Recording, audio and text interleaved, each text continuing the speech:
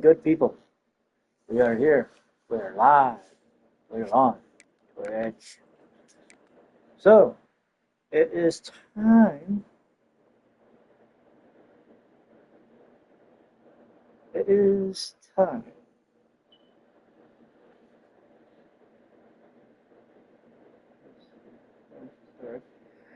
It is time for us to go live. Now, why are we going? So, we're going live today.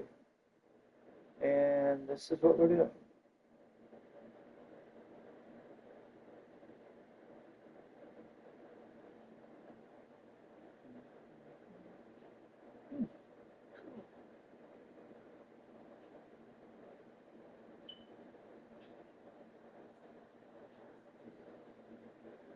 Give me 1 second.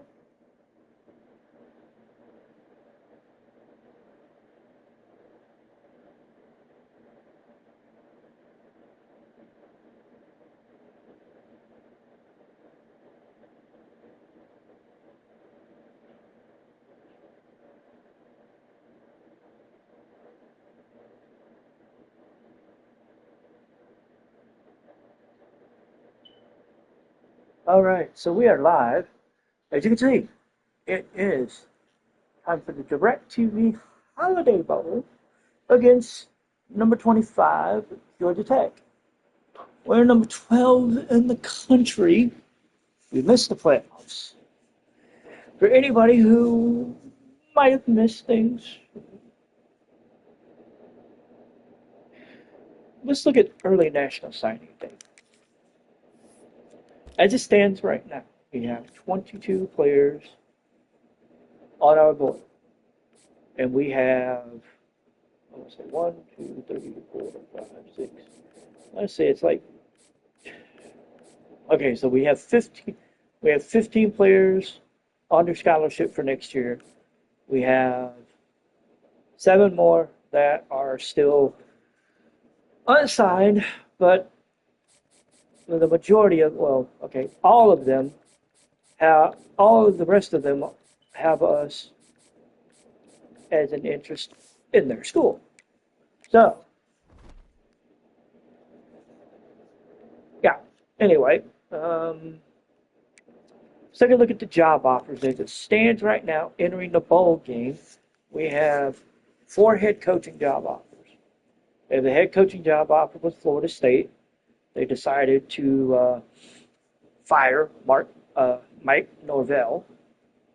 I mean, when you go 5-7 in the ACC, you're going to get fired.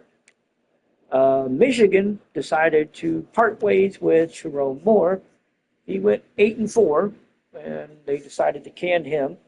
We are in the top 3 of the top candidates. Steve Sarkisian and Dan Lanning are also in the top 3, so we'll see how that goes. We'll see. Matt Rule was fired after going 9-3 at Nebraska, and we're being offered. We're being offered the job. We're not in the top 3, but we're being offered the job. As you can see, Iowa State's head coach, Greg Schiano from Rutgers, and then I think that is Memphis, or I can't really tell because I can't really make out the logo that well for the third one. And then Oklahoma State, it's Eli Drakowicz with Missouri, the head coach with BYU, and then the head coach at, I want to say that's UT San Antonio. I know that's the Roadrunners. I think that's UT San Antonio. They fired Mike Gundy after he finished 5-7. Can't say I'm surprised. The only one that surprises me, honestly, is these 2. And that's because Sharon Moore finished 8-4, but still managed to be fired. Matt Rule finished 9-3, and he was fired. So it's kind of one of those where it's like, am I missing something? Because I feel like I am. Anyway, So that's where we're sitting at right now. We're getting ready to do we're getting ready for week 1 of the 4-week bowl week. We will be doing the bowl game and finishing the bowl season, at least in this video. Depending on how long that takes, we may get the off-season recruiting done just so I can get it all wrapped up and all nice and pretty. I don't know. Again, it depends on how long all this takes. One final thing we're going to do before we jump in, just in case everybody wasn't, just in case everybody needs a refresher. This is the bracket for the playoff bracket that we missed. How? I'm still trying to figure out, but we missed it. So number 12, Boise State will face number 5, Oregon in Autzen. Indiana and Kansas State will face each other. SMU and Texas Tech. That one sounds like that one would be interesting. Virginia Tech and Duke will face each other. Penn State, Alabama, Clemson, and Texas got the byes. Again, title game is going to be played in the Hard Rock Stadium. After each week, I will come back. We will take a look at the bracket. We'll probably go over the games, at least look at the stats, or at least we're going to look at the final score, probably look at some of the stats, see, how things broke down, and then we'll do that for each week up until the national championship game. I will not play the national championship game unless I'm actually involved in it. That's my hard and fast rule. Again, it will be one of those things that when it happens, we'll look at the stats, we'll dissect what happened, and we'll go through everything. So, without further ado, because I do have a tendency to ramble a little bit, we're going to go ahead, we're going to jump into this. Everyone is back off the injured list except for Joshua Burnham, I believe. I'm going to double check it just to make sure. I think Burnham has a few weeks to go. Yes, he does. So he would not be back until, well, if we were in the playoffs, he'd be back during the playoffs at some point, assuming we went far enough. But anyway, I digress. So we have CJ Carr back on the roster. Let's take a look at the season stats real quick. I want to look. Okay, Carr has thrown for just slightly more yards than Kenny Minchey. I'm honestly thinking of putting Minchey in as a starter for this game for the simple fact that he has played the back half of the season and we have done well. He's played 10 games this year versus 7 for Carr. So I'm thinking about putting Minchey in as a starter and then just riding Minchey and then figuring out, what we're going to do for next year, considering that, if I remember right, I've got 3 quarterbacks coming in. So one of these 3 is not going to be here next year. And I don't know which one that's going to be. Because I don't know which one of these guys is possibly going to seek transfer.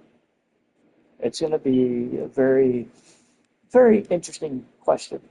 But I'm going to make the change to the depth chart real quick because I'm pretty sure that Carr is still listed as a starter. And he is. I'm going to go ahead and move Minchey in as a starter for the bowl game. And then we will go ahead and kick off the bowl game. So we're playing in San Diego, number 25 versus number 12. I am going to break out the Kelly Green all green Kelly Green uniforms for the bowl game. And for, let's see, since we're going full Kelly Green,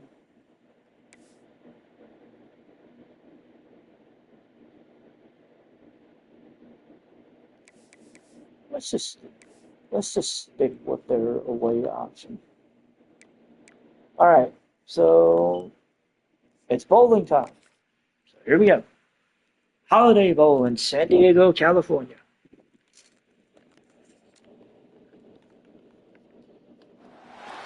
Welcome to San Diego, California, America's finest city. We're here at Snapdragon Stadium to watch one of the perennial jewels of the bowl season, the DirecTV Holiday Bowl. Weeks of additional practice and prep for bowl games not only can set the tone for what we're going to see in this game, but for what might be in store next season as well. As we'll see, the number 25 team in the country, the Georgia Tech Yellow Jackets, taking on the runner-up from last year's national championship, the Notre Dame Fighting Irish. For EA Sports College Football, Reese Davis with you alongside David Pollack and Jesse Palmer. Time to get this game started.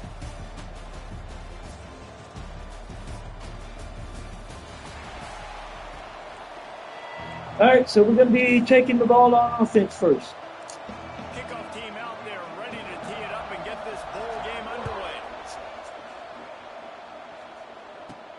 And he takes this from inside the 5. Really disciplined job by the coverage unit to get down there and make the stop at the 19. The Irish offense will take the field to start this game. What a great group of receivers they run out there, and a staunch, stout defense they'll be running into. Jesse, how are they going to get open? How does this defense keep them in check? Well, I think one thing this receiving group knows, to have success in this game against this defense, is it's going to take all of them. It's not just going to be one guy. All right, 5 yards there on the first catch there by Ty Washington. Individual one-on-one opportunities when those chances come their way. Well, and I think that's what's good about this offense. There's strength in numbers. It's not just one guy that you can take away. There's several receivers that can make plays. That stresses the defense. Like, find the weakness, go after him. That guy can win. So it'll be a fun individual matchup. Looking to throw for it. Makes the grab. He gets it so close to the first down marker, but I think he's going to be a touch short. So we're scoreless, their first drive of the game, and this coach is wasting no time taking a gamble by going for it on 4th down in his own territory. We got it. Barely, but we got it. First down. From the gun, running back on the move. Defense there to stop him after a 2-yard gain to the 31. After picking up a couple at 2nd and 8. To pass. Looking to the big tight end. Ooh. And the pass is incomplete, jarred loose by the hit. Well, it's a great job by the back end of the defense that time, making up for what the front end of the defense couldn't do. The quarterback had all day to throw that ball, but it was the hit and coverage that forces the incompletion. And he gets it done on 3rd down. They move the chains, and they'll mark it at the 44. Notre Dame ready to go with another first down. They'll run the option. Quick toss. And maybe he'll get back to the line of scrimmage, but no more than that. Got stuffed on 1st down. It's 2nd and 10. Wants to go up top. Caught near the sticks. Gets Fields. Really nice pickup on that one. They get it to the 36. It'll be 1st down. Marcus Freeman added another chapter to the year 3 success stories of Notre Dame coaches taking the Irish to the national championship game, and he looks like a cornerstone coach for the future. It was so impressive what they were able to do, bouncing back from an early season loss against Northern Illinois. Got 4 on that touch pass. He's done an outstanding job recruiting. He's got a great coaching staff. This team is built and ready to make another run. He's got superstar written all over him. He has the next coach to break that ceiling and win a title. Just recruiting up, belief up, discipline up. Notre Dame looks like a national championship contender. This will be the 7th play of the drive, and they need to convert 3rd and 6. From the gun, wants to pass. That 3rd down pass left a vapor trail, but it's incomplete. What a play by the defender that time, because he's matched up one-on-one man coverage against an outstanding wide receiver, and it's the defender who makes the play. Really, really good position. He was up to the challenge. Still goes up. It is good. Notre Dame's on the board, 3-0. Not the score we wanted, but we got something on the board. Something is better than nothing, especially early. Nice to have a guy you can depend on, and you know you're putting 3 on the board. Nice kick, nice job. Kick is up, and Georgia Tech will look to return it. Interesting. And he got stopped at the 18. So Georgia Tech's offense will take the field for the first time. Every team has impact players. What traits are you looking for when it comes to players who can make an impact, David? Well, all right, so the defense will take the field. And let's see. First drive ends with the ball on the 36 after a punt and a fair catch by Brian Payne. they'll put it in play from the 36 for the first play of the drive. They'll run it from the gun. Got enough for the first down. Got the first down on the run. Has enough to move the chains. They'll line up right at the 48-yard line on 1st and 10. Wants to throw on 1st down. And the defense makes a play at the 37-yard line. Oh, that's a missed opportunity. You know, the quarterback was excited. He saw man coverage. He thought he was going to have an opportunity to come up with a big play, but up front they could not protect him well enough. The pitch. They can rely on this guy to pick up solid yardage when they need it, and he's out to the 43. The Irish facing quite a challenge here on 3rd and a mile. From the gun, wants to pass. Snagged in the middle. It's Pauling. He'll be stopped short. Got 12. All right, so we're going to punt the ball away. We came up short. He ought to be able to use this first punt to pin him deep. And they're going to be into the end zone. To pin him deep. Instead, it will be a touchback. All right, so they got a touchback. And we get the ball back quickly. Interesting.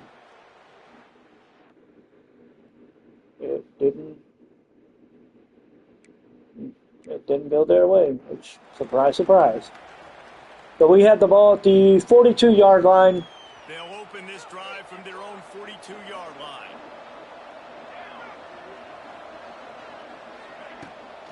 From the gun, they'll try the middle. Love gets 7 on that carry. It'll be 2nd and 3.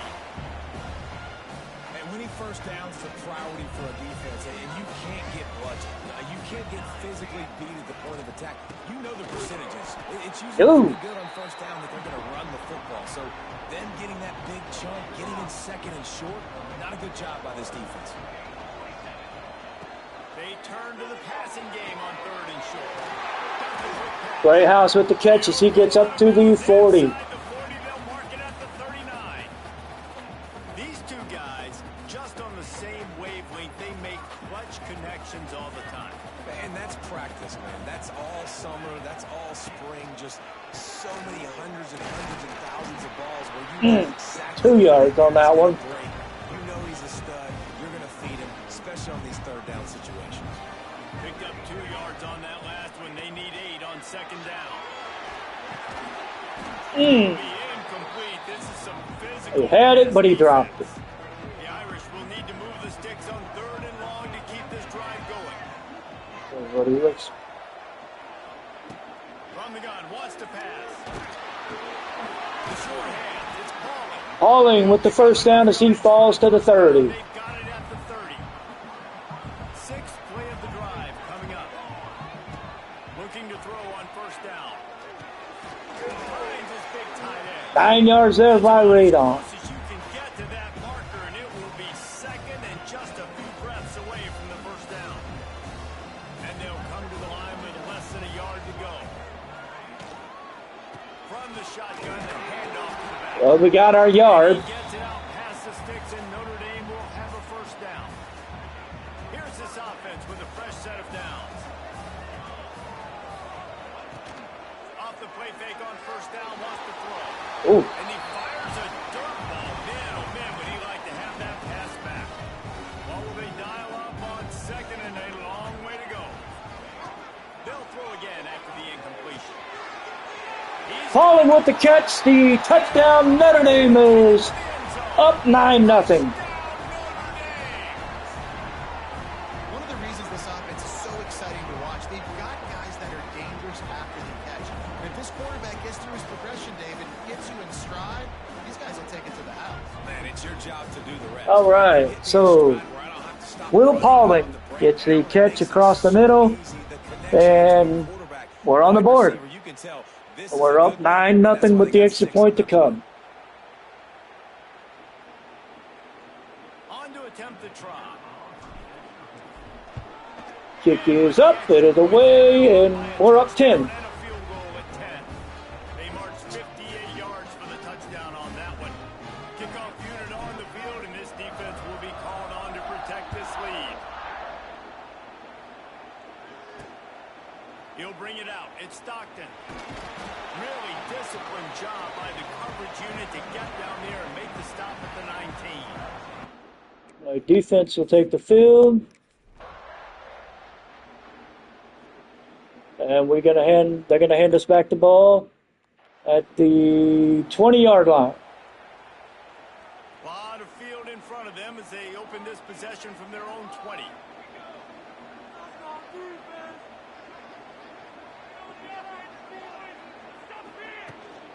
Out of the shotgun, they go to the ground. Stacked up Got after getting 3. a couple to the 23. And sticking to the run. I'll tell you what, a lot of teams that are really good are really stubborn, and they continue to run the football even with little success. So this offense is going to continue to focus on running the football. You can tell. Caught near the sticks. It's Pauling. Hmm. They finally get to him. A lot of play there to pick up the first down. That's the beauty of this offense and this. That was a nice catch. Wide receiver. Throw the ball short, but what he does after the catch, he's just got so much speed, so dynamic with the football, and this is why they get it to him short, because he can take it to the house or make a big play. You know what? I think I'm gonna go this way. Looking downfield on first down. Quickly out to the tight end. 4 yards. And they pick up just a few on that. Good catch. Got the completion on the last play. Still some work to do on second down. Running back searching for a hole. And you want to talk about game time. 2. Everybody on the defense run to the ball. And man, the big fellas up front, they don't get a lot of credit. They'll get talked about a lot unless it's negative, but they're the big component, man. They've got to get some push, to get some running lanes, get this running game going. Right on. Makes the catch. He's down to the 36. Gather a real scoring threat here as they pick up the first down at the 36. Looking to throw on first down. Finds the tight end. Most efficient pickup. Got 6 on that one. First down. It's second and 4. Nice quick throw there. And it's so important for quarterbacks to be able to find a rhythm and to be comfortable and confident. You want to just get the ball out quickly, make it an accurate and easy throw. And you can tell that these two guys, they rep that play in practice. There we go. And it's now showing up here. Oh, Jeremiah Love is down, injured apparently. First down. Not sure what happened exactly, but he is injured. Relying on the running game Price to is give them this in fresh now. set of downs. Making side adjustments here. They'll go to the toss. Price gets 9 on that carry. All the way down to the 13-yard line. Bruised hip. Bruised ribs. Okay. You'll see zone reads. You'll just see straight downhill running. Look at the toss play going as well to try to keep this defense on their heels. Looking for space. It's Price. Ooh, He's brought down to the 7. and they are threatening to take it in. Notre Dame has it now, first and goal. Love it. Back in, I'm going to pull him out. Takes a snap, wants to throw. Ooh! Hit just as he released it, and it falls to the turf. A lot of times when you go back and you revisit these games, who takes advantage of these opportunities in the red zone, in these goal-to-go situations? Bad job on first down by this offense. And not even a chance to pitch it as he is slammed down in the backfield. It's third and goal and third and long. From the gun, wants to pass. Pauling's going to end up short. And they make the stop, and this offense Gonna has it kick the inside field the goal. 5, and they are threatening. And they'll send the field goal team back out for the second time tonight. Oh, ew. And that is no good. I went too far on that one. But missed a chance to make it Well, Well, that was my bad. I admit that. And they get on the board with the touchdown. We've got 1:43 to go. We will not get the ball back, so we need to put up something. We've got all 3 timeouts, so it's a good start. plenty of time to work, not any time to waste as they take over here in the final 2 minutes of the half. To the air on first down. Finds his tight end. Right on, 9 yards. Close to halftime, and it looks as if the big fella wants to be all over the highlights. Goodness gracious, he is open. When he leaves the huddle, apparently he's open. A ton of catches already early in this ball game. They are featuring him and finding him. Man, this sophomore quarterback unleashed a cannon on that one. It'll be a first down from the 49-yard line. Makes the grab. It's Pauling. And good coverage by the defense, just a short gain. When these wide receivers work the middle of the field, so much of this is feel. Understanding where the holes are in the zone or understanding how to get leverage on a man. And these wide receivers are dangerous nowadays because they do it so fast and see that so quick and make those plays over the middle. That didn't go as Facing planned. a third and long, trying to keep this drive alive. From the gun, wants to pass. Grab over the middle. It's Pauling. And boy, is he close to that first down. Maybe just a couple of inches short. one of the things I love about this defense is they just have such great awareness, and they're always communicating. They understood the down and distance. They knew exactly what they needed to do to make the tackle to force the punt. That is so well done. They bring him down, but not before he's able to pick up. All right, so we're at the 39. We got the first down. We call our first time out. Probably the only people upset about going for it on fourth down, the punters, who don't seem to see the field as much as they used to.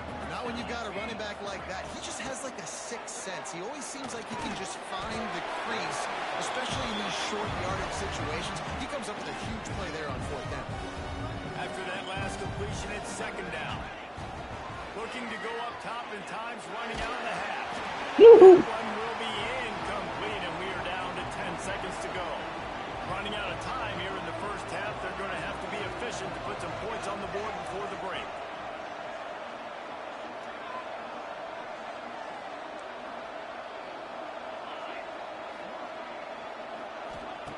From the gun on third down. Got it in the middle. It's Pauling. They'll use a timeout right before halftime. Maybe time for 1 or 2 more plays.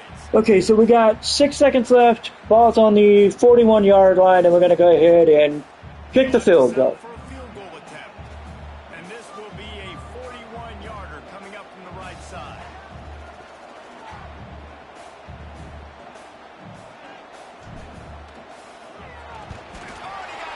Oh, damn it.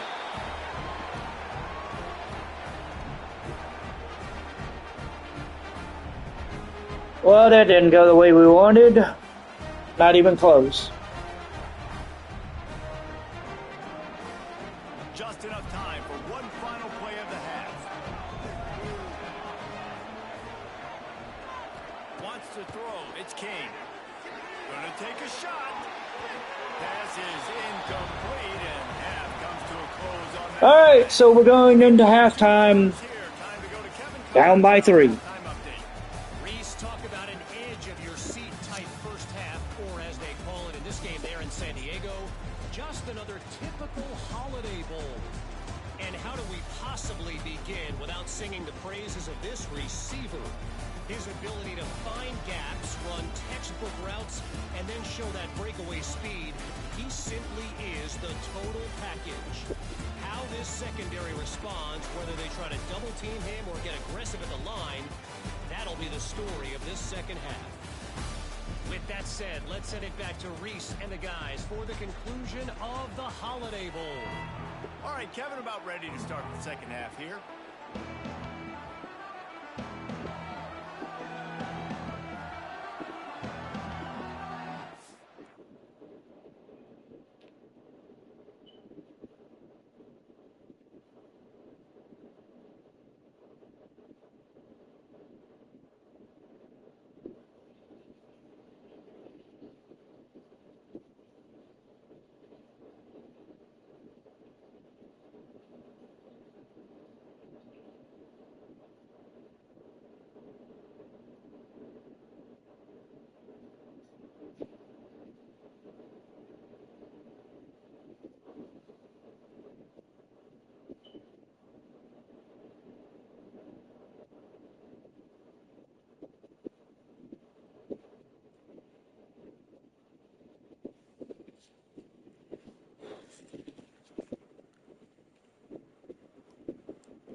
Okay, so we're back for the start of the second half as we're going to kick the ball to begin the second half.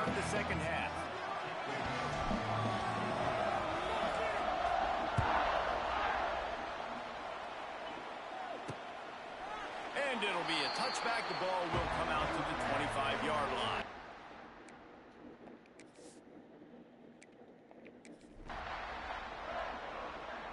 And the first drive ends with us taking possession of the ball at the 38.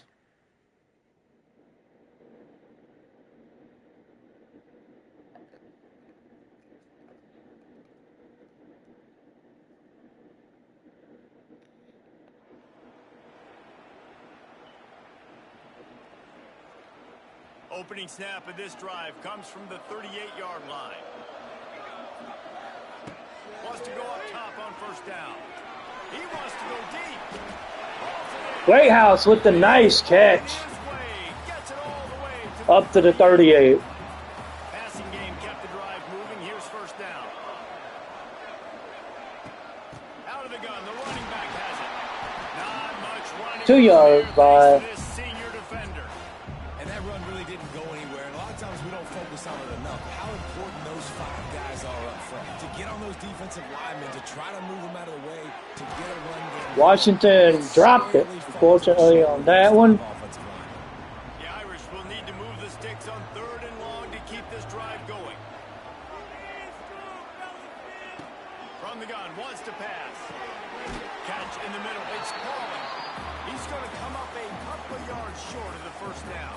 And what we're going to go ahead. We're in good position. Understanding the situation. It's 3rd down. We're fine giving up completions right there. We're not giving up the first down. We're keeping the football and the ball carrier in front of us, and we're tackling the catch. Awesome job, and now you've set up 4th down.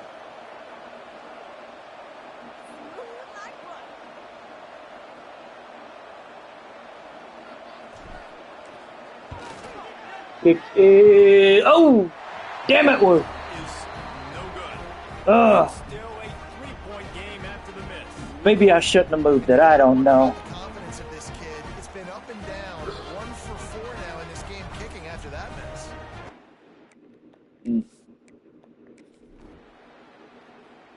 And we end up getting an interception. Leonard Moore picks it off. We get it up to the 49-yard line. Let's see. Yep, we're just on the other side of the 50. And points have been hard to come by in this one. They'll try to put together a drive. From the gun, the running back looking for room. Rice getting 2 on that run. You want those big plays. You want those splash plays. But sometimes you're going to take some losses. You're not going to run the football overly well. But if you continue to run it, you can at least create some balance. You at least have the threat of it. Otherwise, you're just going to abandon it, and now it's just going to be a passing game. Off play action. Throws for the tight end. He makes a catch. They've got it inside the 30. They'll mark it at the 28. It's first down. Here's this offense with a fresh set of downs. The give to the tailback. Makes one man miss. There we go. 9 yards by Williams. Running there in the red zone at the 19.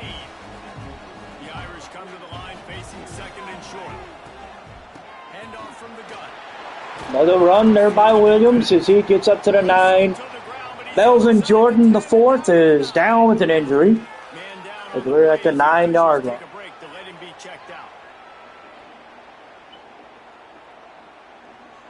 Notre Dame ready to go back to work with another first down. Goes to the option. Minchie keeps it, gets 2 yards. I didn't see the need to go for it like that. Now a 2nd and long coming. Looking to fire. Looking to get it in. Touchdown, Notre Dame!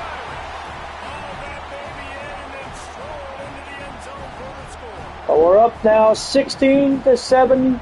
Extra point to come.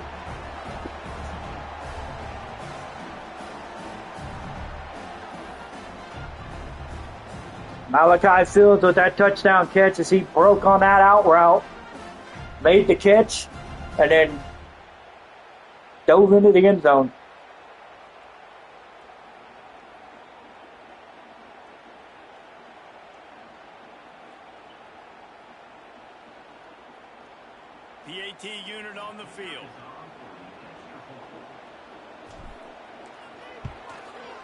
Pick it up. It is good. We're up. We're back up by 10.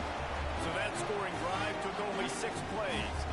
Kickoff unit on the field, and this defense will be called on to protect this lead. And they're going to kneel down. Just take a knee, and this drive will start at the 25. Going to call a defensive play. Just check on the defense. 25-yard line.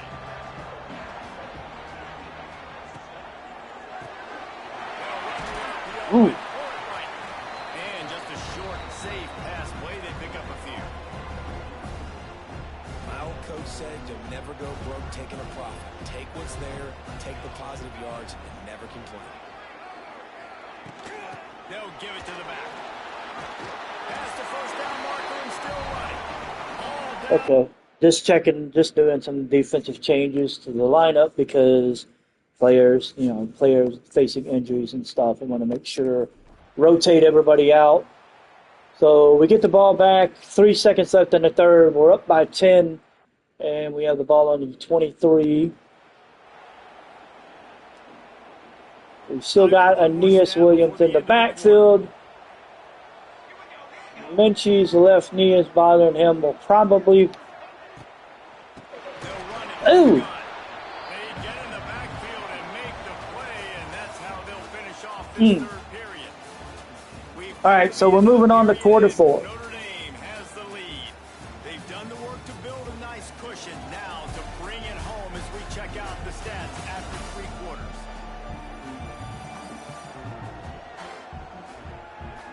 Here comes the fourth. Time to see who steps up, who makes the winning plays to take home that W.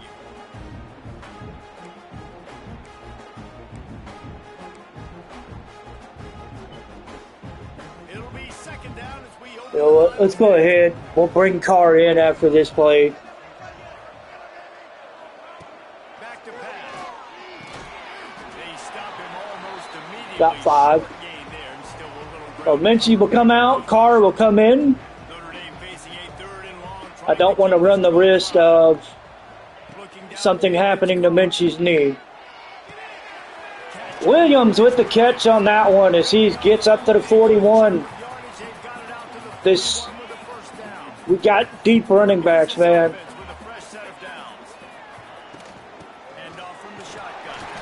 Williams picks up 3 on that one. Making the stop after a short gain. After the 3-yard pickup, they come to the line, 2nd and 7.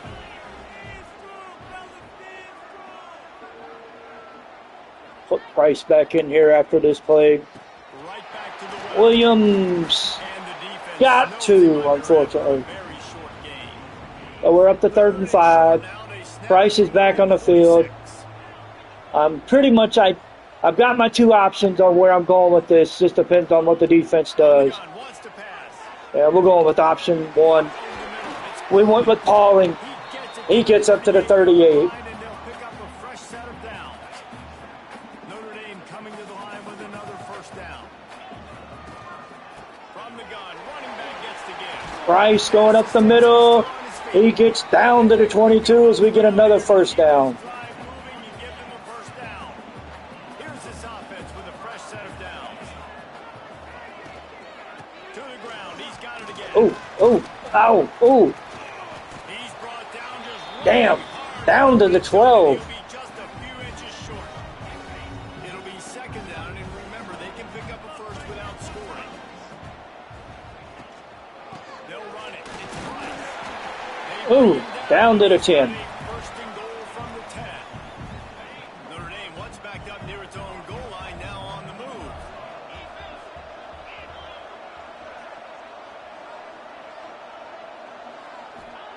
Got him looking one. He wants to throw. He's got it on the move. Pauling gets up to the 5. The 5-yard line as they try to pay off this drive.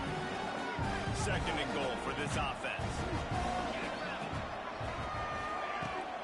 He'll run it up the middle, trying to kick its way to the end zone. Got down to the 2. Pushes it forward all the way to the 2-yard line. Finding it tough to make positive yardage now. Third and goal from the 2. Yeah. He did not. Really? Stone wall on third down. Yeah. Looks as if we have an You know what? injury on that last play, and we'll take Let's- a break to check him out. Let's see what they got. Oh, we're talking 19-yard field goal. We're on the 2, so let's line up zone option. We'll see what the defense looks like. Now they'll go for the submission hold on 4th and goal. They'll run the option. And no. The offense very fortunate to get that ball back. Man down on the play as the I officials knew, take a break to let him be checked out. So they get stopped. Defense will take over at the 4. Yeah, that didn't go the way I wanted. End up with an interception, and Christian Gray returns it to the house. It was, well, I mean, come on, it didn't take long. So we're now up 23 with the extra point to go, 24. So at 24-7, game's pretty much done. 3 possessions, 17-point lead in the 4th. I'm going to go ahead and bring in, mass sub all the backups in. And then take a look at the depth chart, see what that'll do. So Carr will play Price and Williams and Payne, along with Kedrick Young.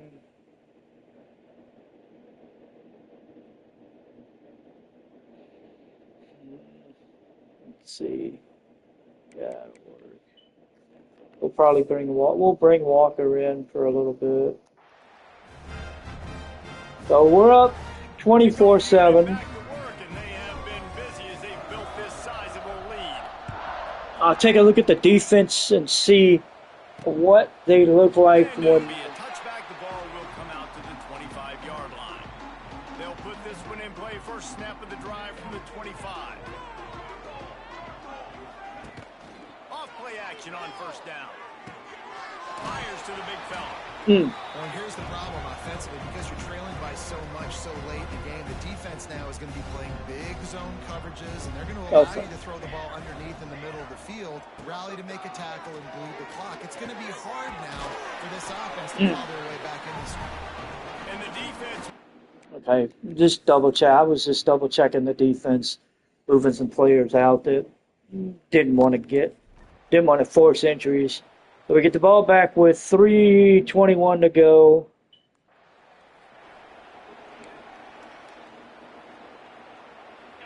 On the 49-yard line.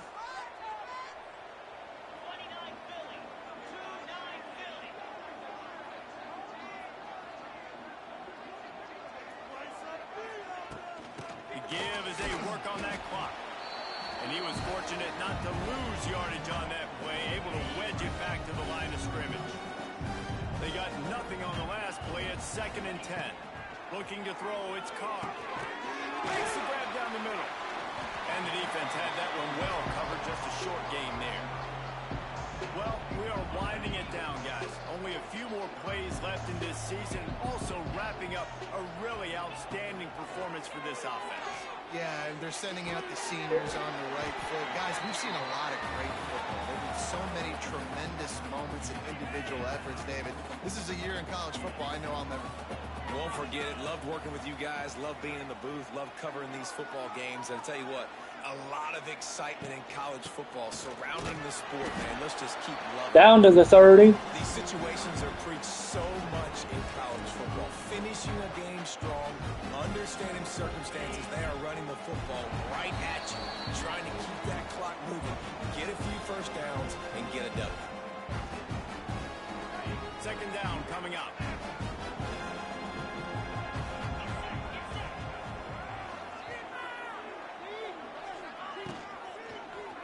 He'll do it himself. Not much running room there thanks to this senior defender. Notre Dame comes to the line trying to convert on 3rd and short. Yeah, and it's a nice job by this defense. Understanding, listen, that QB is a threat. And they're going to have all kinds of options, and he's going to run the football. They were dialed in and got that supplement. I think you have to like what you see if you're the coaching staff here. Your offense is on the field, and it looks like you got a pretty good drive going, and you're just going to try and keep this thing marching, keep the clock ticking. You've got a really nice lead here late. Just want to find ways to keep the chains moving. They're doing it. How about that? Got 6 on that one. All the way down to the 13-yard line. And when these quarterbacks run these zone reads, read options, whatever you want to call them, they have to put their eyes on a certain defender. And they're reading him. And basically, you can't be right. That's what makes it so hard to defend, because if you do one thing, he's going to do the other. You do the other thing, he's going to do the other. So good luck stopping. All right, so we're looking at 3rd and 2, 52 seconds left. Game is pretty much done. We've just got to run out the clock. This conversion and go to work with a 1st and goal. On 3rd and short, the power. Bryce got it. But Ty Washington is down with an injury. And unfortunately, the offense's way. They're trying to ice this game late. They've got a really nice lead, so you just want to run the ball, high percentage throws, and keep the chains moving, and they're doing that. This has been a beautiful drive to watch. Offense continues to stay in a nice rhythm here late. And how about the work up front by that big defensive line? Stopping the run is very high on every defensive coordinator's list. Making the team one-dimensional. Nice job stuffing the run on that play right there. we're going to let the clock run, roll down. Now a 2nd and long coming. He'll run it to the middle, looking for the end zone. Ooh, got stopped at the goal line. All the way down to the 1-yard line. Well, he gets tackled down at the 1-yard line, so offensively, do you feel confident enough on 3rd here trying to hand it off again?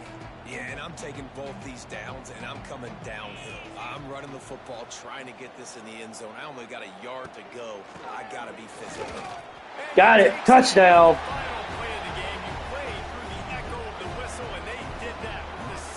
So we're going to win this one 31-7 and finish the season 10-3. Not the record. Well, okay, we're going to finish 30. Finish at 37. But we finished the year 10-3. Not the record I wanted to do. I wanted to finish undefeated, or at least with only 1 loss, but finishing with 3 losses is, it's okay. I mean, we got a bowl win, so I mean, I can't argue with that.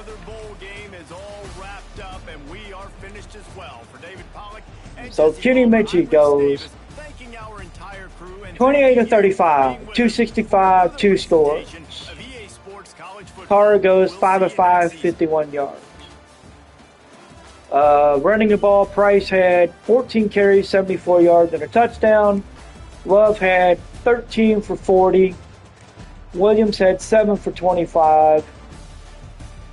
I mean, we did all right. Will Pauling, 13 catches, 134 yards, and a touchdown. Malachi Fields had the other touchdown. He had 2 for 27. Not the way I know he would have wanted to go out on senior night on his last game, but I mean, you know, you make the best you can. You make the best of what you can, honestly. Radon went 7 of 70. Greathouse 4 of 43. I mean, we did all right. I mean, I can't complain. Georgia Tech, Haynes Keene went 8 of 18 for 65 yards, 2 picks.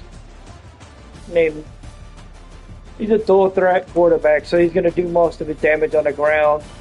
Jamal Haynes had 20 carries, 113 yards, no touchdowns. King, 9 for 19 with a touchdown. Receivers, Patterson had 3 for 23. Rivers had 2 for 23, and that was pretty much it.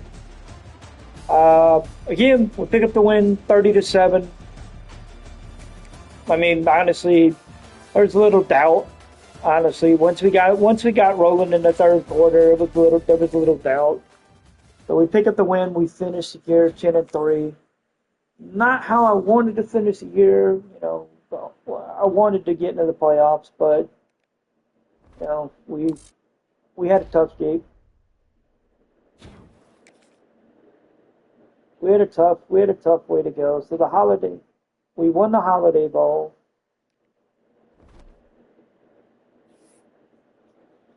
We won the Holiday Bowl, and that's pretty much it. So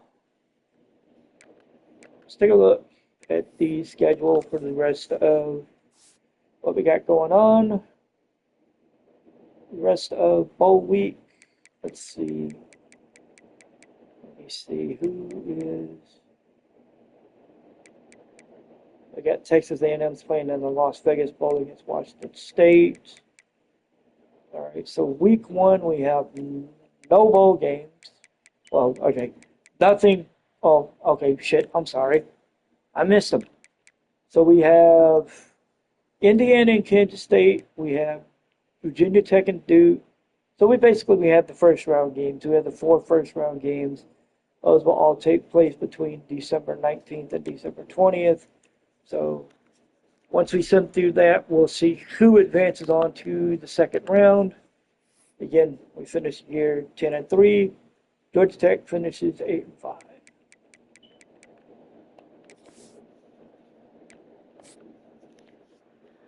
So we move on to week number 2 of the season, the bowl week. And, well, pretty much it.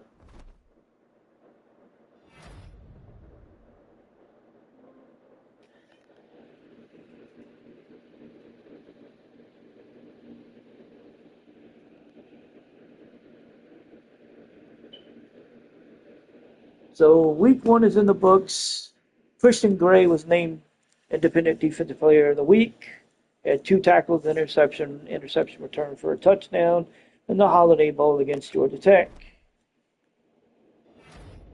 Will Pauling was named Offensive Player, Independent Player of the Week, 13 for 134 and a touchdown. So we move on to week number 2. Before we look at the playoff rankings, I just want to see what do the job offers look like, just out of curiosity. So week 2, we're looking at head coaching job for Baylor, head coaching job for Cal, head coaching job for Iowa State, and the head coaching job for Missouri. Baylor, he went and took a new job. Cal, again, new job. All right, Matt Campbell went and took a job with Iowa State, and Eli Derkowitz went and took a job with Missouri. Can't say I'm surprised. And honest to God, I would not sign up. I would not sign with any of these programs because, well, I'm not crazy. I'm a lot of things, but I'm not crazy. All right, so players of the week for week 1 of the playoffs. Of bowl week. For the national defense, it was Davion White. Can't say I blamed him for that. And Latrell Caples. Cool. All right. So, round number 1 of the CFP is in the books. Let's see how did the bracket shake out. So, Oregon beat Boise State 42-35. They will face number 4, Texas. Number 8, Kansas State lost to Indiana 28-23. They will face Clemson. Texas Tech won a shootout against SMU 45-24. They will face Alabama. And the number 7, Duke Blue Devils beat Virginia Tech 27-17. They will face Penn State in the Rose Bowl. So, interesting. All of these games will close, well, I mean, relatively speaking. I mean, the Texas Tech SMU game did kind of get out of hand, 21-point win, so, So, Boise State lost. Oh, wow. Okay, so that 8 points that Oregon scored in the third quarter kind of came back to be their saving grace, I see. All right, so, wow, because it was close. They were up 20. Oregon was up 20 to 14 going into the half. Yeah, that 8 points they scored in the third pretty much kept it kept Boise State out of the way. Maddox Matson finishes the year 20 of 32 for 305, 5 scores.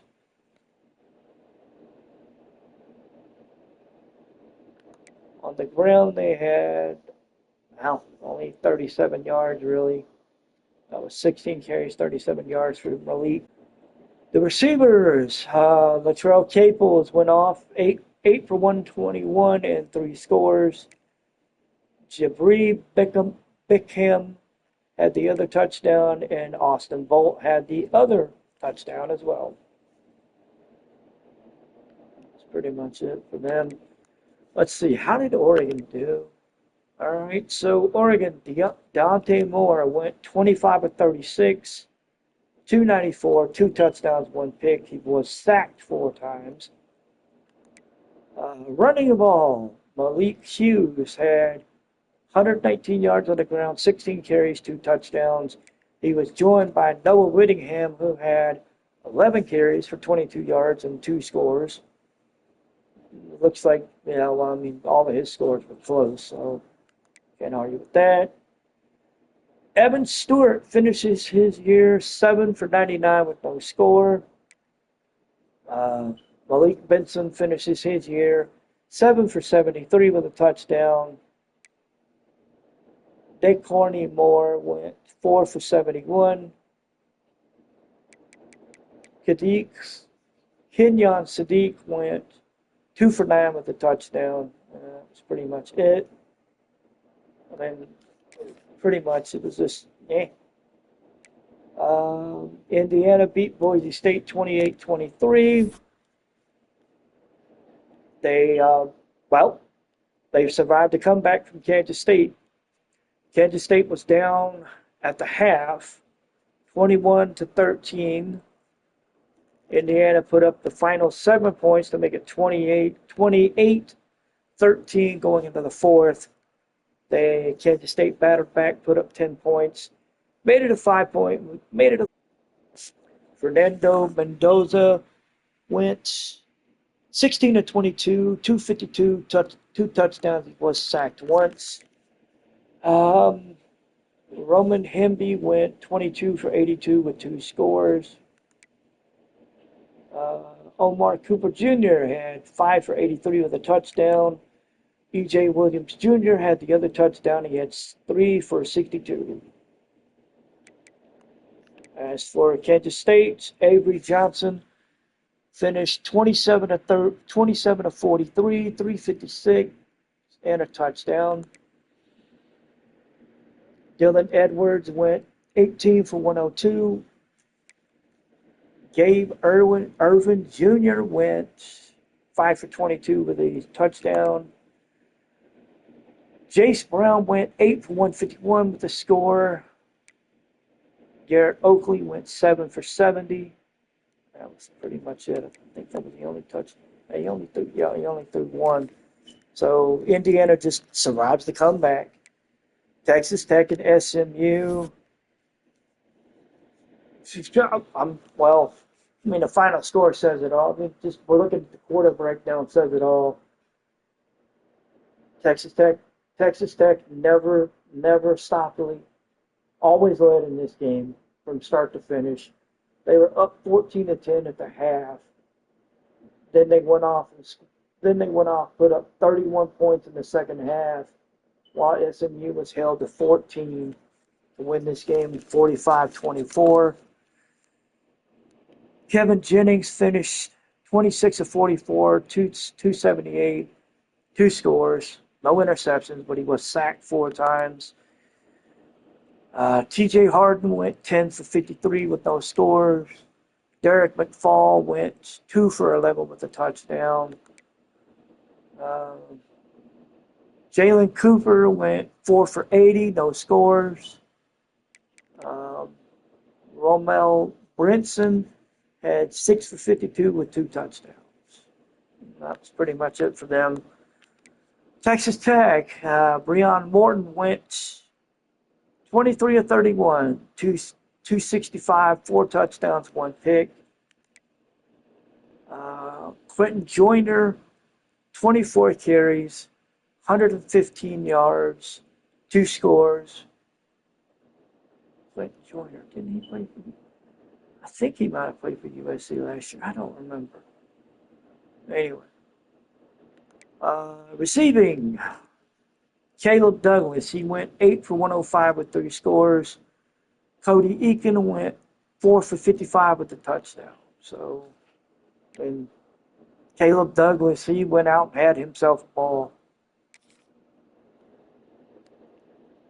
And in the final game, Duke beat Virginia Tech 27-17.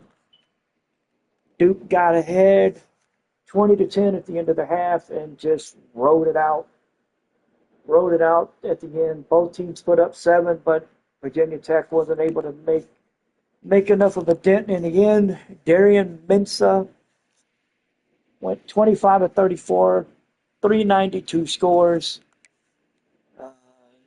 Jaquez Moore, he went 13 of 13 carries, 42 yards and a touchdown.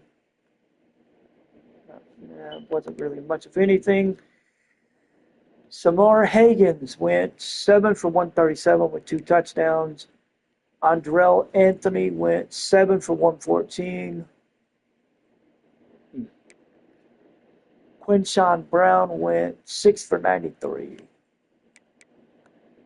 Virginia Tech, Cameron Drones went 16 of 30. He only had 1 touchdown, but he threw 3 picks. Knowing he threw 3 picks, I'm going to go back and look at Duke's defense and see what happened with those interceptions. Tyrone Stewart went 17 for 91 with a touchdown. That was pretty much it. Devonna Green, he had 3 catches, 65 yards. Cameron Seldon had 3 for 35 with the lone touchdown. And like I said, I'm going to take a look at Duke's defense, see who got the interceptions. Chandler River had 1 interception, didn't get anything off of it. Kamari Robertson had 1, he got 13 yards. And then Terry Barr had the other interception, and he got 11 yards. So, damn. So the quarterfinals are set up. It is 4 versus 5, Texas versus Oregon in the Cotton Bowl. Wow. You talk about home field advantage. Damn. In the Cotton Bowl in Dallas. Wow.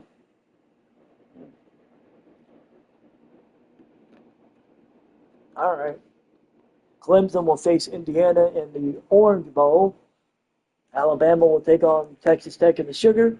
And the Rose Bowl, Penn State will face Duke in round number 2. Let's see. You've got the Bahamas Bowl again, Bowling Green versus Jacksonville State. Texas Bowl, Kansas versus Auburn.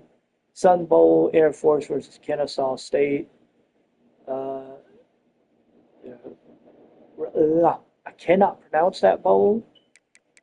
The Reliquist Bowl, Ohio State and Mississippi State. That just feels, that feels bad. Navy and Florida in the Gator Bowl. First Responders Bowl, Florida Atlantic versus Troy. And the Duke's Mayo Bowl, Cal versus UCLA. Interesting. Very interesting. All right, so we're gonna get through week 2, see how the rest, how the playoffs shaked out.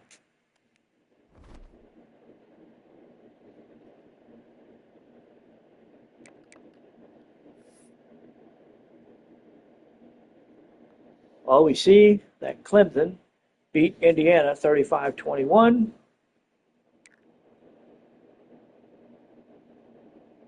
And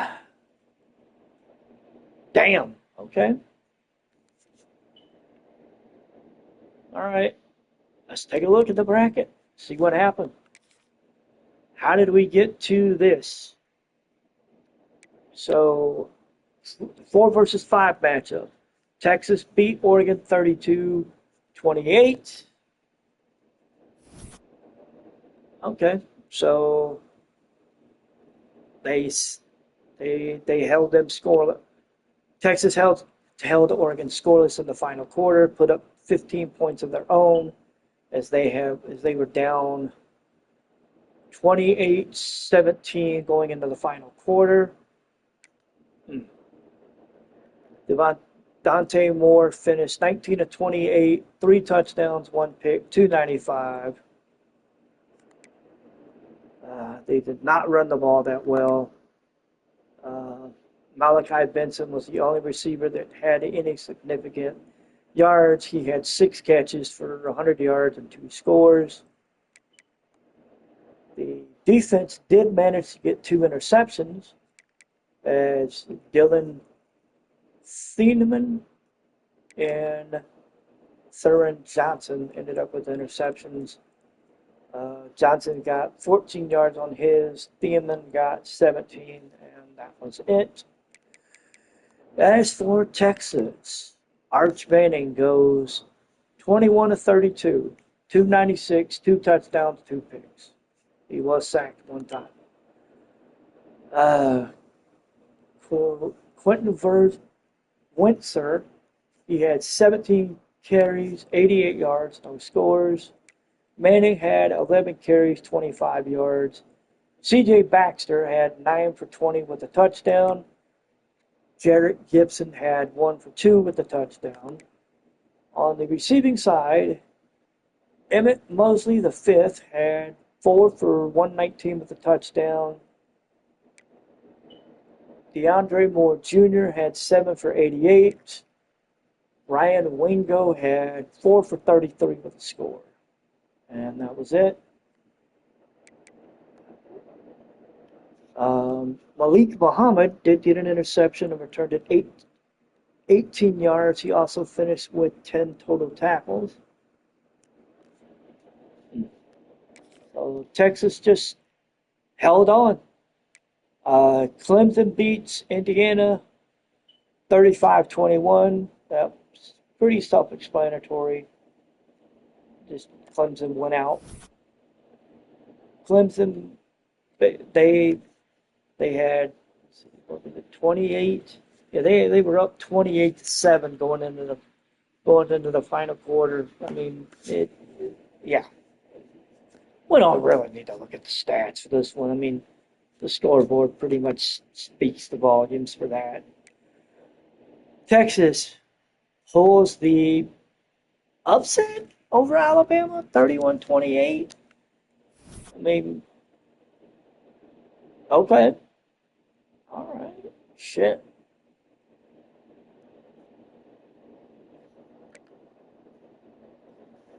Ty Simpson, he goes 23 for 42, 291, 2 touchdowns. But he was sacked 5 times. Man, I've noticed Texas Tech's defense is, well, brutal, apparently. Oh, yeah, that'll do it. You don't get nothing, no rushing yards. Most yards you get is 16, and that's with 1 touchdown. Jam Miller. Oh, man. Ryan Williams goes off, 6 for 126 with a score, but that's it. I mean, Jamari Bernard had 9 for 80, but no touchdowns. Josh Cueves had 6 for 71 with a score. I mean, that was it. The defense didn't do much of anything. I don't think anybody got a sack on Alabama's defense. Oh, god damn. Oh, hell.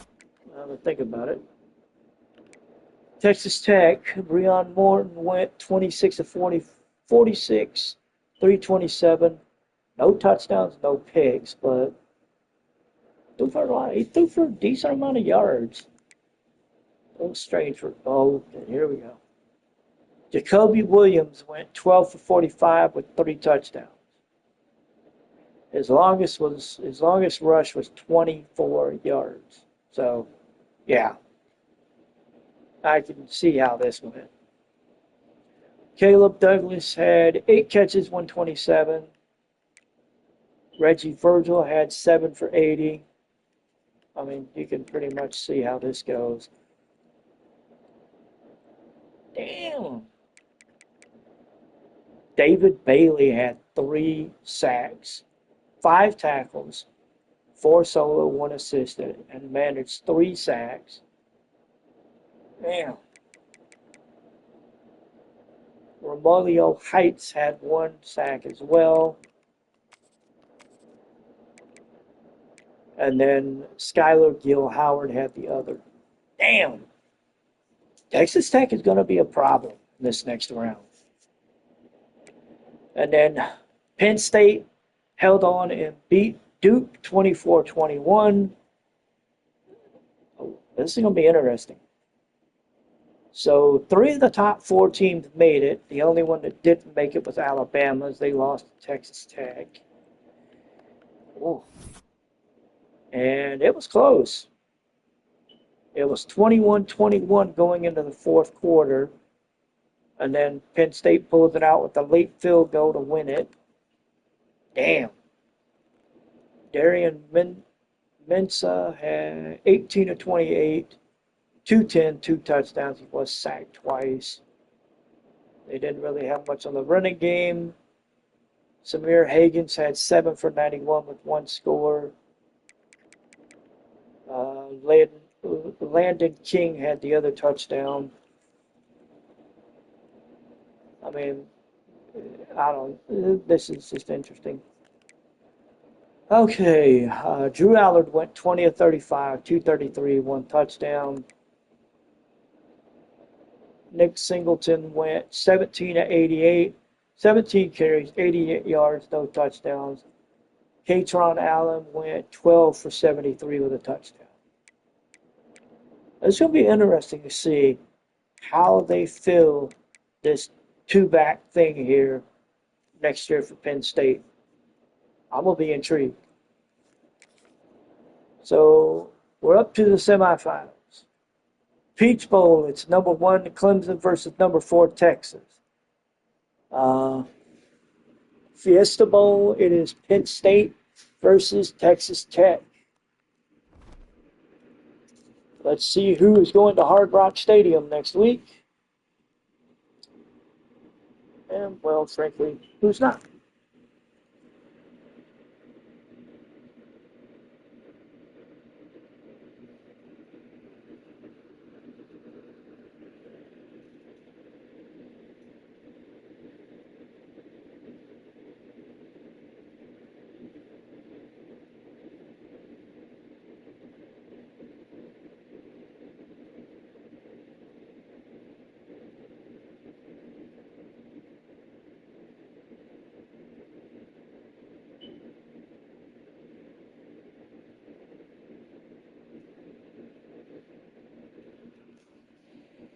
Okay, so we're moving on to the final week of Bowl Week. We will see who goes to the national championship.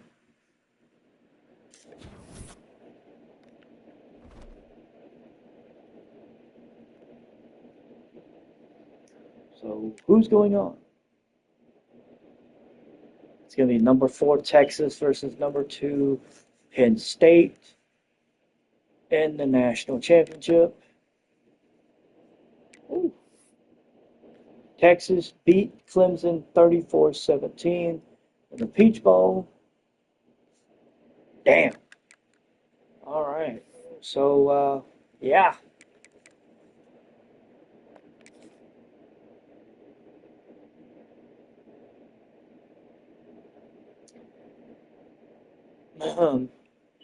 It's interesting. Both losing teams scored 17 points. Both winning teams scored over 30.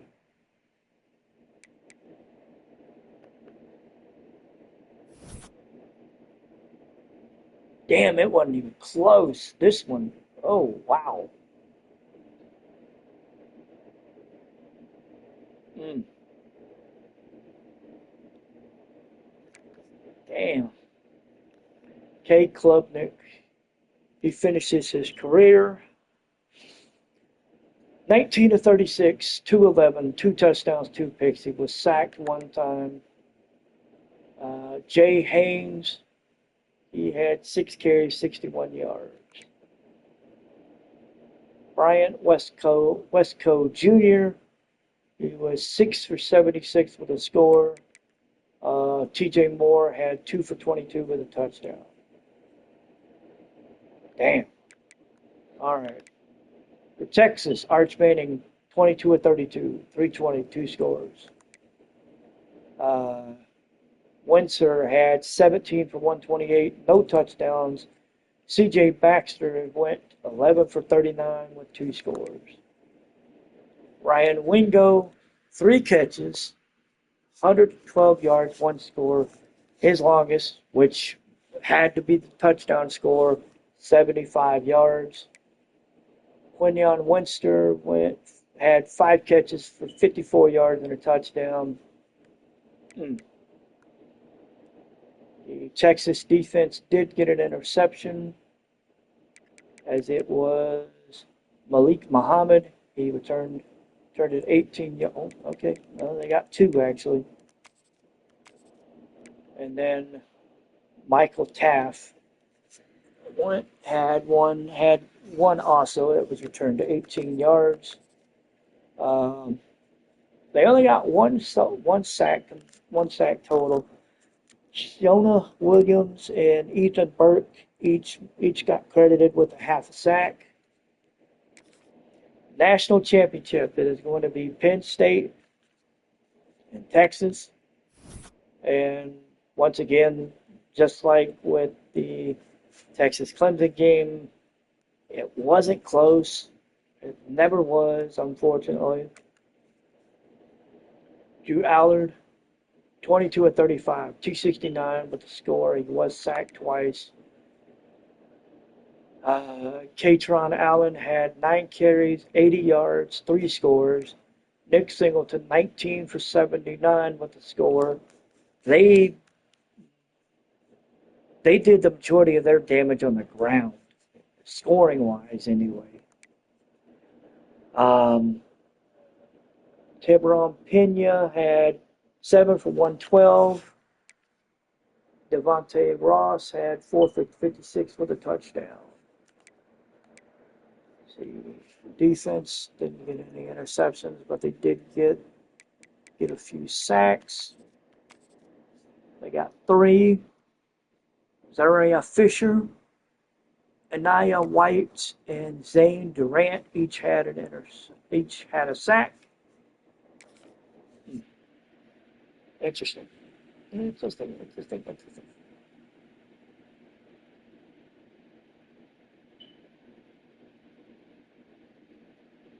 So the national championship game will be number 2 Penn State against number 4 Texas.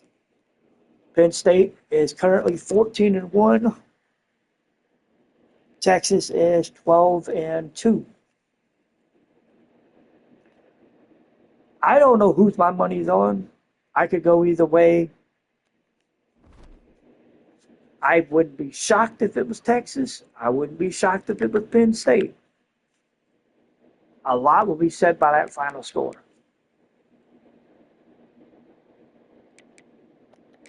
Let's take a look at these staff moves that have been done. Oh wow, okay.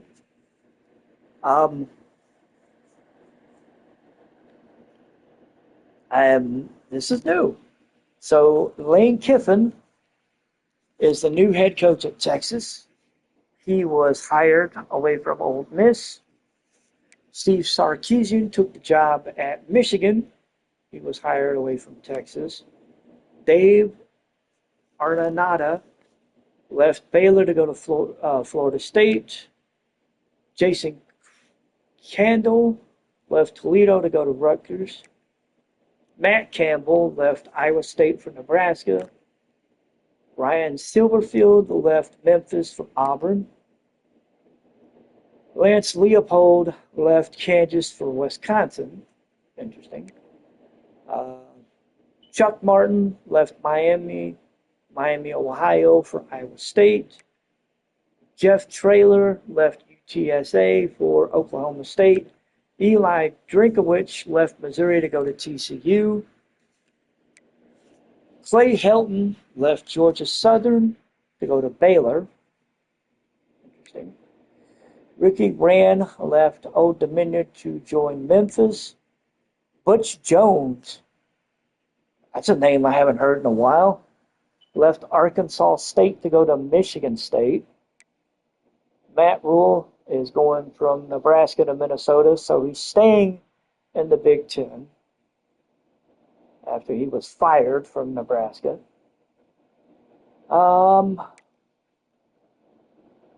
Jim Mora left UConn to go back to UCLA. Sonny Cumbie left Louisiana Tech, and he's going to Mississippi State. Justin Wilcox left Cal, and he's going to Utah. Greg Schiano is going to Maryland from Rutgers. Sonny Dykes was fired from TCU. He is going to be the OC. Oh, okay. He's going to be the OC at Texas State. So, all right, let's just do the head coaches first. So, let's see. I should just do. So Mike Gundy, let's see. We got Matt Rule, Clay Helton, Justin Wilcox, Schiano. Mike Gundy got fired from Oklahoma State. He is at Kansas now. Clark Leah left Vanderbilt to be the head coach at Missouri. Chris Creighton left Eastern Michigan to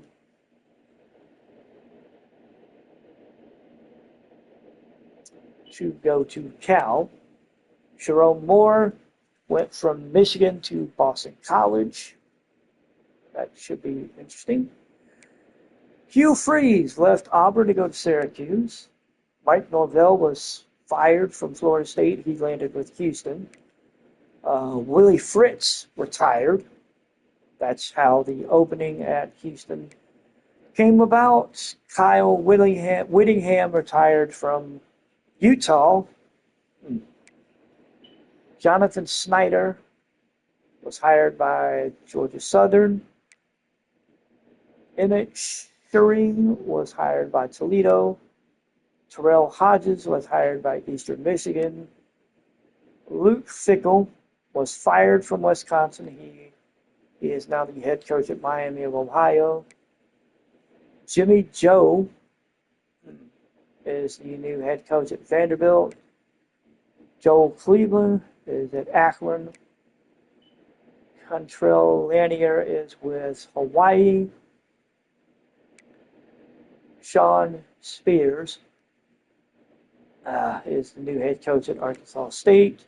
Alan Bragg is the new head coach at Louisiana Tech. Don Darling is the new head coach at Louisiana. Northern Illinois now has Jay Virgin. Prince Cloud is the new head coach at UConn. Brandon Draper is the new head coach for UTSA. Dowell Logans left Appalachian State and decided to take his talents to the NFL. Matt Power was hired as the new Appalachian State head coach. Darrell Body is the new head coach at Kent State. Giovanni Rawlings is the new head coach at Rice.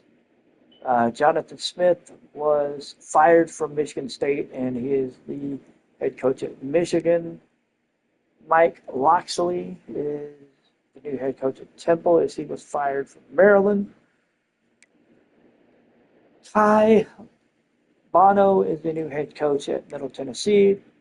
Brett Hankerson is the new head coach with Coastal Carolina. Casey Keller retired from Temple.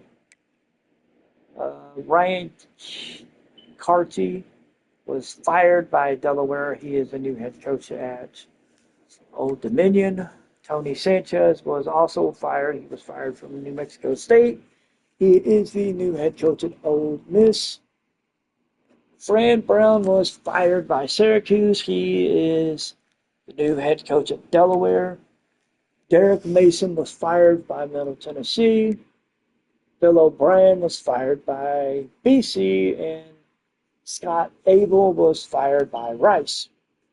Interesting. Very, very, very interesting.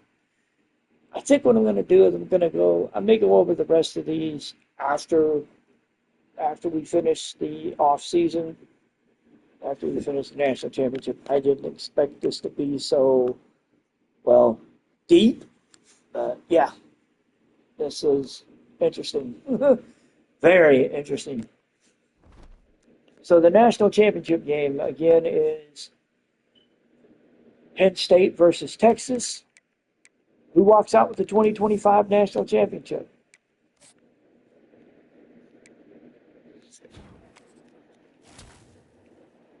All right, we're leveled up.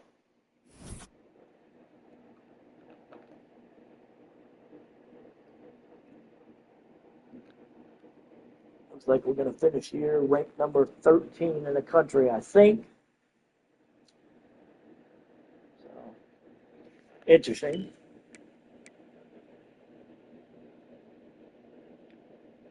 We have a better conference. The only conference that has a better conference prestige than us is the Big Ten, and they are an A+. Every other conference is either an A or a D+.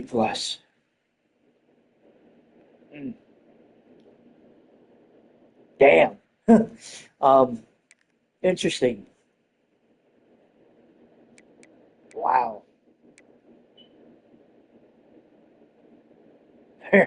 Very interesting. All right. So the national championship is done.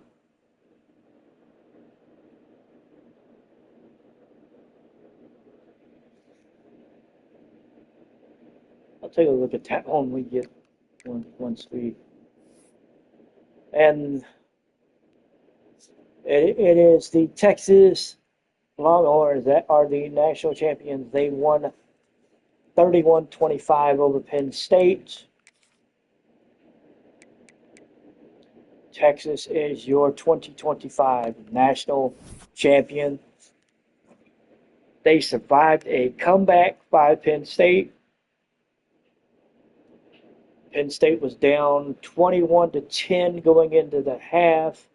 They put up 15 points, but Texas did just enough, putting up 10 points in the final half to keep a 6-point lead as they walked out the 2025 national champions. Drew Allard, he went 26-37, 251, 1 touchdown. He was sacked 4 times. So he finishes his college career on a decent note.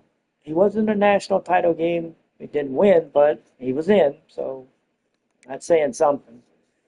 Nick Singleton, 17 carries, 116 yards, 1 touchdown. Katron Allen, 10 for 38 with a score. Devontae Ross, 11 for 123 with a touchdown, but they held everybody else in check. Penn State's defense did get an interception off of Arch Manning. They did rough him up at least once. Only one time. And that was Danny Dennis Sutton that got the sack. So, wow. All right. As for Texas, Arch Manning, 24 of 30, 375, 3 touchdowns. He did get picked once. He did get sacked once.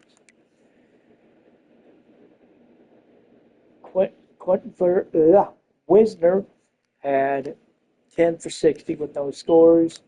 C.J. Baxter, 6 for 13, no touchdowns. Manning, 7 for 6 with a score. His longest was a 9-yard run, which consequently had to be the touchdown run. For the receiving, damn, they had 2 guys over 100 yards. DeAndre Moore Jr. had 5 for 125 with a score. Ryan Wingo had 7 for 100 with 2 scores.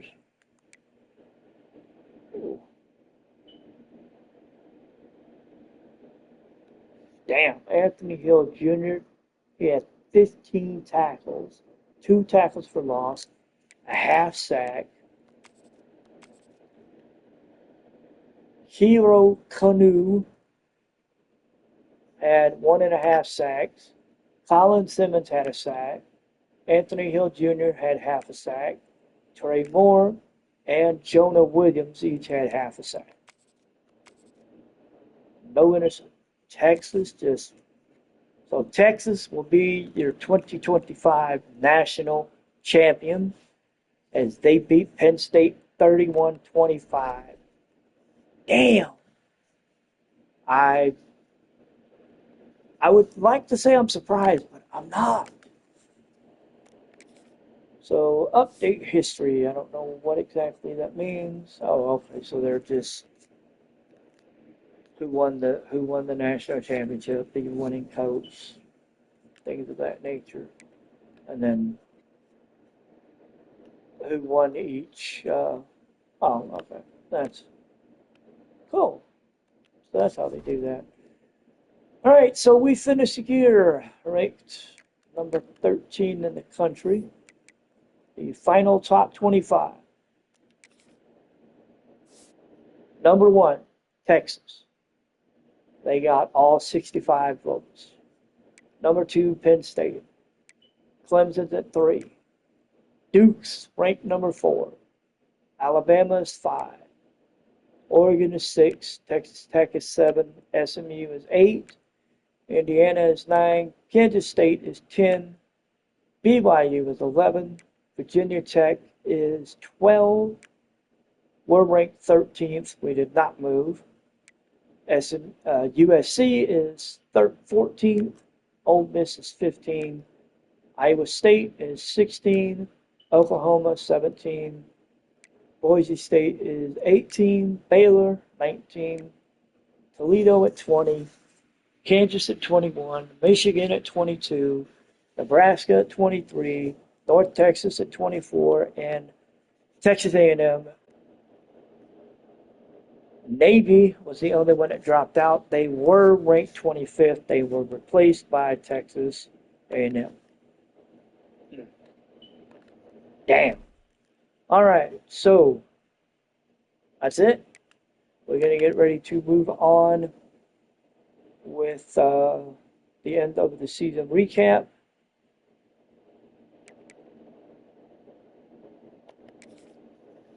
I just kind of want to look at the OCs and DCs. So Sonny Cumbie is the new OC at Mississippi State. PJ Fleck is the new OC at Louisville. Sonny Dykes is the new OC at Texas State. Henry Chang is the new OC at Utah State. He was hired away by Hawaii. He was hired away from Hawaii. Let's see. Joe Moorhead is the new OC at Syracuse. Let's see. I'm trying to see if any names that pop out. I think Tim Beck is the name that pops out for some reason. Brian Brom left Louisville to go to the NFL. Greg Harbaugh Jr. was fired. Let's see. Anybody else that... I don't think anybody else that I know, on at least to the OC side.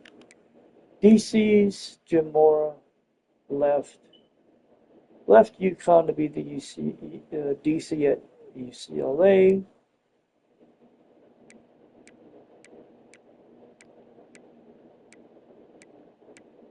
Nobody else that jumps out by name that I can tell.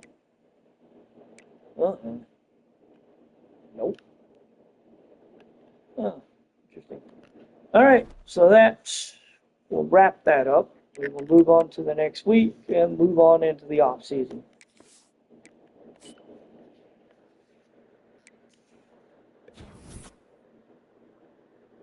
Okay, so this is going to be interesting to see who all possibly may leave because the risk of transfer seems very high. So, let's see who all is leaving and why.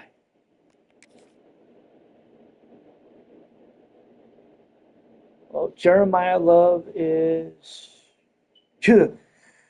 Wow, okay. Jeremiah Love is entering the draft. No chance to persuade him. Charles Jagasol is wanting to transfer, saying play style. Jeremiah Price is wanting to transfer, citing pro potential. Christian Gray is wanting to transfer, citing play style.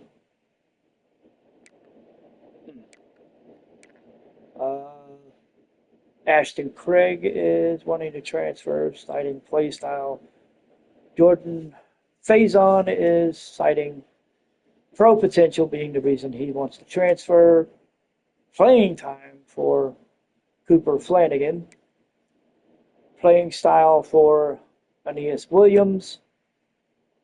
Derek Walker, playing time. Sergio Suggs, play style. Jeff Brady Ford, playing time. And Andrew Cross is wanting to leave due to playing time. I'm willing to let Cross go. I want to keep Flanagan. Let's see if I can try to persuade him to stay. And that would be a no. So Flanagan is leaving. He will be hitting the transfer portal. Okay, so it looks like I'm going to have my work cut out for me as far as trying to figure out who the hell I want to stay, who is going to leave, and who I would just be like, okay, well, you want to leave, I understand. All right, so we're going to look at Jeff Brady Ford. I mean, his chance of persuasion is at medium, so can we get him to stay? And that would be a no. So he's leaving. Okay. So far we're 0 for 2. And I can't say I can't really say I'm surprised.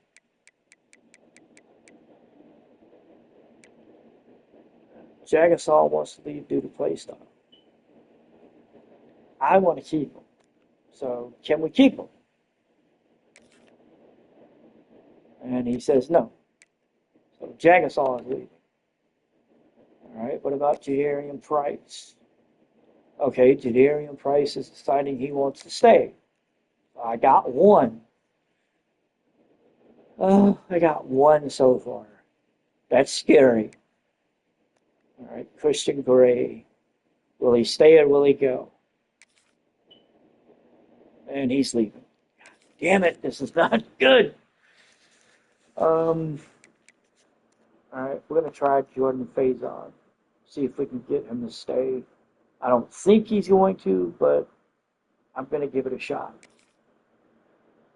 And he says no. Wow, okay.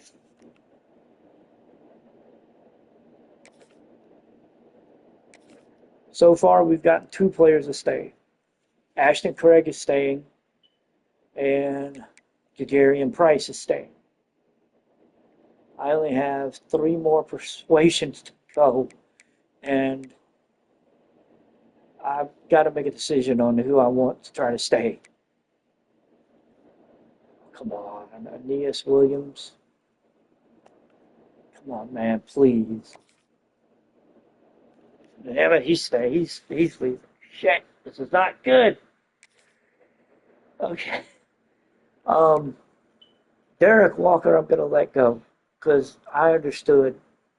Plus, I've got 3 freshmen coming in, so honestly, to me, him being the odd man out is fine with me. Sergio Suggs, I'm gonna try to get him to stay. I don't think he will, but no. He says no. Okay. So I've lost Cooper Flanagan. At this point, I'm going to try to see if I can get Andrew Cross to stay. And he's deciding to stay. So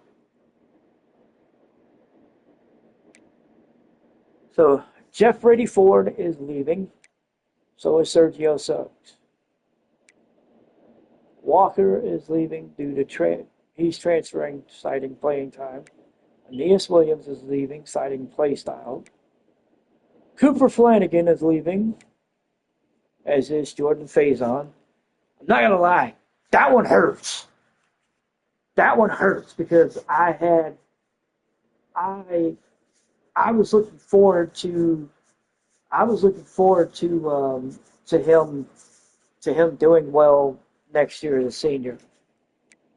I did get Ashton Craig to stay. Christian Gray is leaving. Jadarian Price is deciding to stay, and Charles Jagasaw is leaving. Oh yeah, and then Jeremiah Love just flat out said, "Hey, I'm a first-round pick. I'm going to be a first-round pick next year. I'm not staying around, so bye." Oh my God. Oh, this is going to be interesting. Oh, wow. I'm a little sad. I'm a little sad right now. I don't know why. Okay, I know why, but damn. This was I ain't got no I ain't got no words for this. This hurt. Ohio State. Caleb Downs is entering the draft. He's projected to be a first-round pick. Max Clare is entering the draft. He is projected to be a second-round pick. I know he was with us last year. Traitor. Farnell Tate is entering the draft. He's projected to be a third-round pick. Oh, wow. So it's good to know that I'm not the only one that the transfer portal is fucking with. So I'm just saying. Lincoln Kinholz is transferring, citing playing time. Damn. I don't know what to say.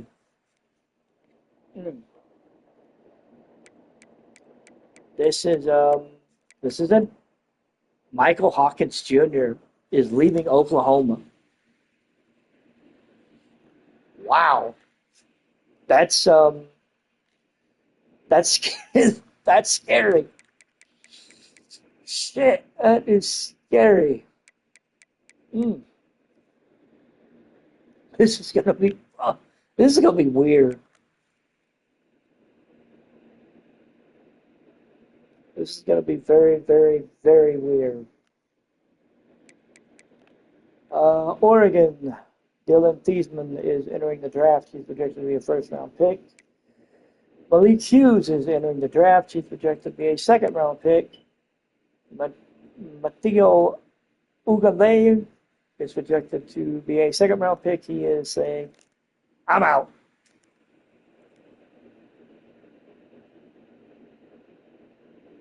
Oh, wow. Jaron Dickey is leaving Oregon, citing playing time. Cooper Perry is joining him. But here's where it's interesting to me. Austin Novosad and Akili Smith Jr. are both leaving, both citing playing time as their reasons for leaving. This is downright crazy. This is downright crazy, man. Woo. Novosad and Akili Smith Jr. are both leaving because of playing time. Hughes is leaving for the draft. Whittingham is graduating. No projections for the draft. Jaron Dickey is transferring. Cooper Perry is transferring. Oh, shit. What the? Wow. I didn't even notice this. Shit. Dylan Gresham is transferring, as is Jeremiah McLean.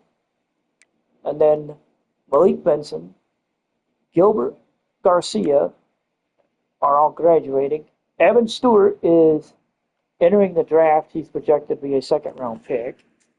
God damn, this is going to be man. That transfer portal going to be fun. It's going to be a little crazy. Oh my God. And this is just a few teams that I've went through. This is insane.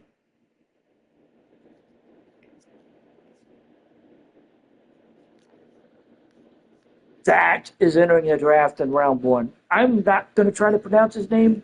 I'm going to butcher the crap out of it. But it's a 92 overall left guard. I understand. I get it. Corey Smith is transferring, citing poor pro potential. So what the damn? Shit. This is going to be interesting, to say the least. Man. Anthony Varner is transferring, citing playing. Jesus. Wow.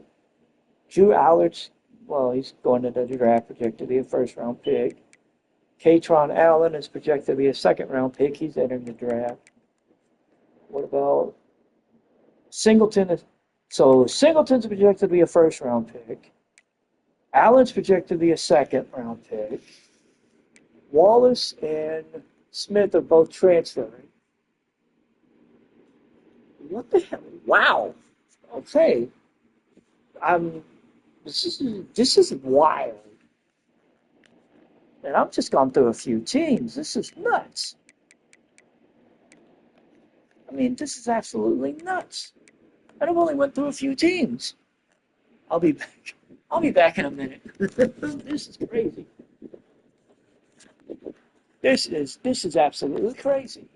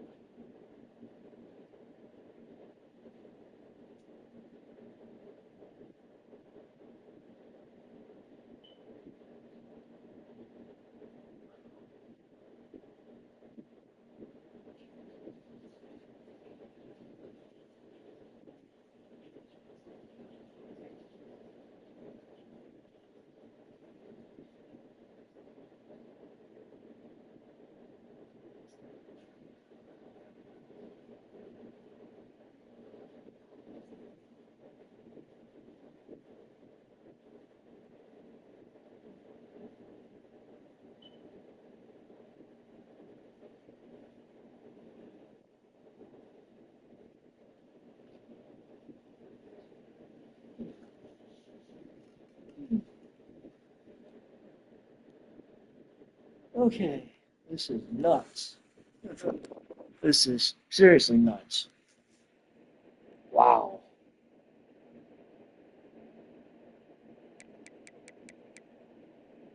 Ty Hawkins of SMU is leaving, hiding playing time.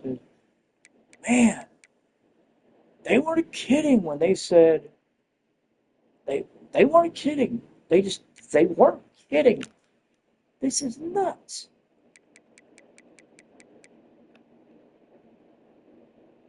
Anthony Hill Jr. for Texas is leaving. Pro draft. Manning is leaving already. He's projected to be a 4th round pick, but he's leaving. I can't say I'm surprised. Ugh. What the? Wow. So Manning's leaving to go to the draft. And then I'm just going to pull up the quarterbacks real quick. And then you have, so Manning is transferring. Manning's going to the draft. Cliff Honeywell, Trey Owens, and Mason Kelsey are all transferring. Kelsey and Owens are citing playing time. Honeywell is citing play style. This is nuts. This is absolutely nuts. I mean, damn. And we ain't even gotten through all the teams. We just, this is nuts. Marcel Reed is transferring, citing playing style.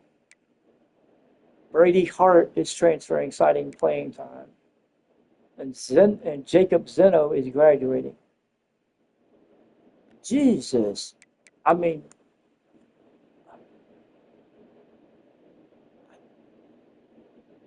I got nothing. I'm sitting here just looking through the list of some of these teams that, and it's nuts. It's nuts just to see the amount of people that are that are leaving. It's insane, and I haven't even went through all the schools, but this is absolutely insane. Wow. So we're going to have some work to do on the recruiting trail this year. I thought I was going to have some work to do. Now I know I'm going to have some work to do. Jesus. So we picked up 10,000. Wow. I mean, I don't know.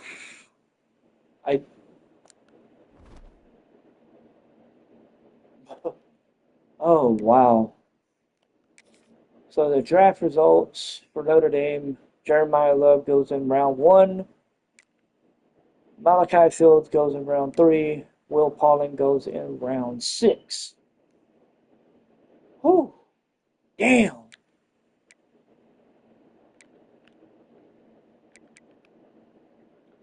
Caleb Downs goes in round 1. Max Clare goes in round 2.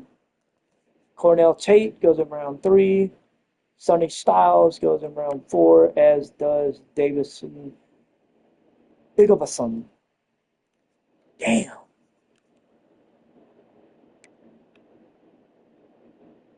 Wow.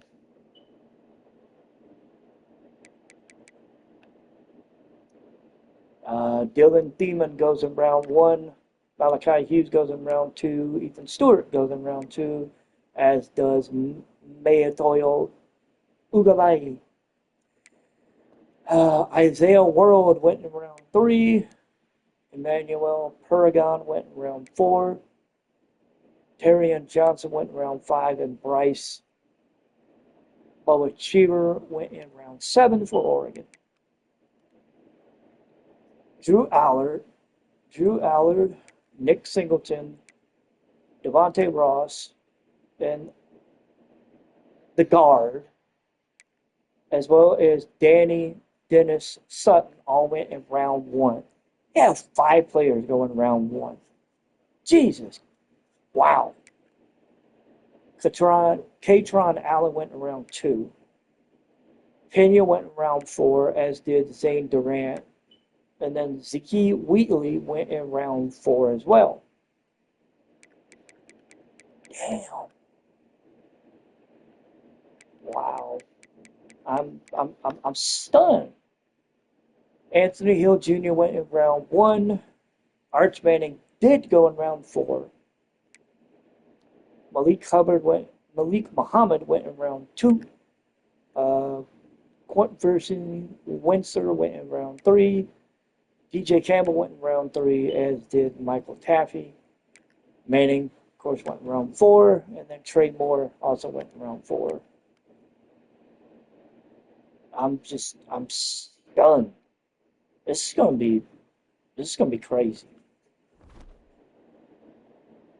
I'm actually afraid to look at this thing. So we have 1,350 hours. The transfer portal is open. We need a free safety.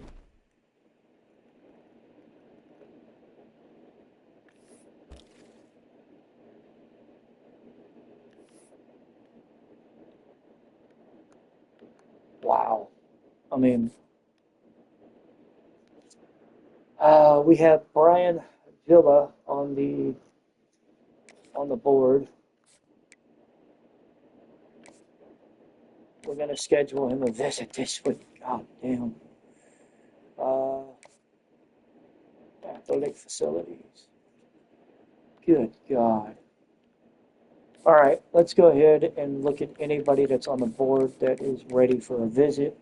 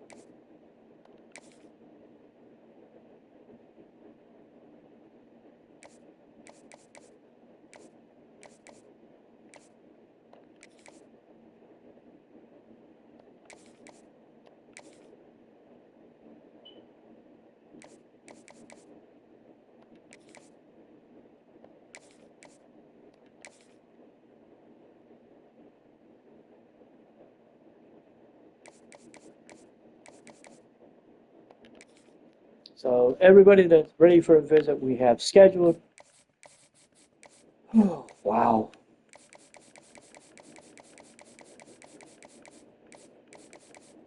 That's pretty much everybody else on the list. Okay, so they said we need a free safety. So we're gonna go ahead and we're gonna look at that right quick.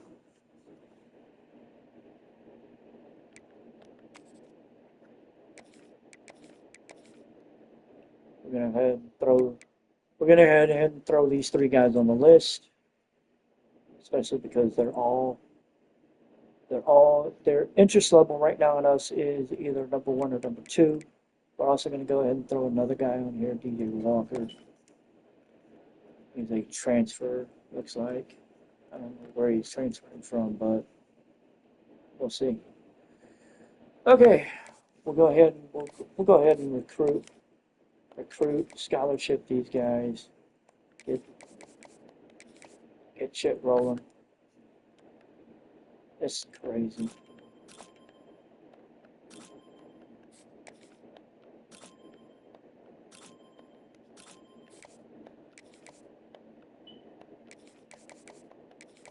Oh, wow.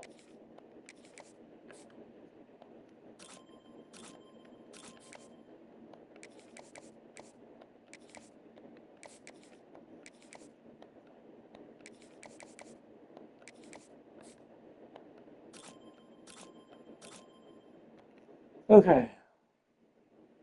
So we have 9 more targets that we can lock into.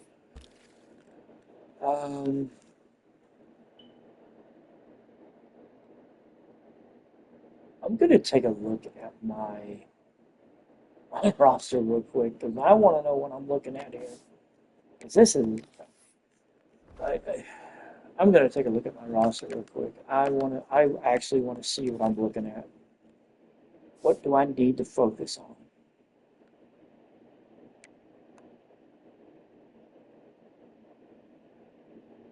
Okay, so we have 3 coming in, so we're good with the quarterback. Love is gone, and Price is gone. I think. No, Price is still.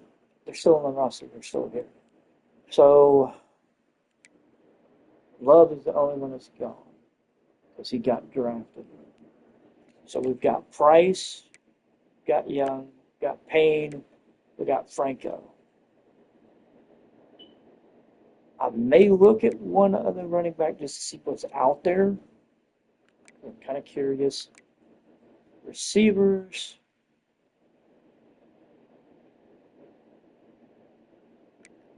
Fields and Pauling are gone, so it's 1, 2, 3, 4, 5. Receivers. Definitely receivers. We only got 5 on the board. We only got 5.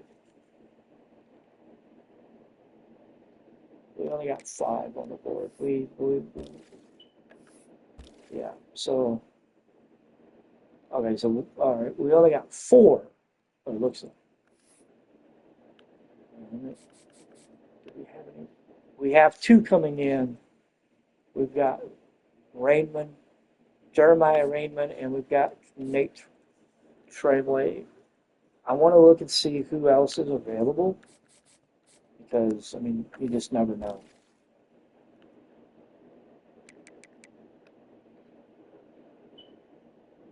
Okay, so Cam Coleman, who is a transfer, he is number 4 on our interest list. Clemson is sitting at number 1. He's a true sophomore from Alabama.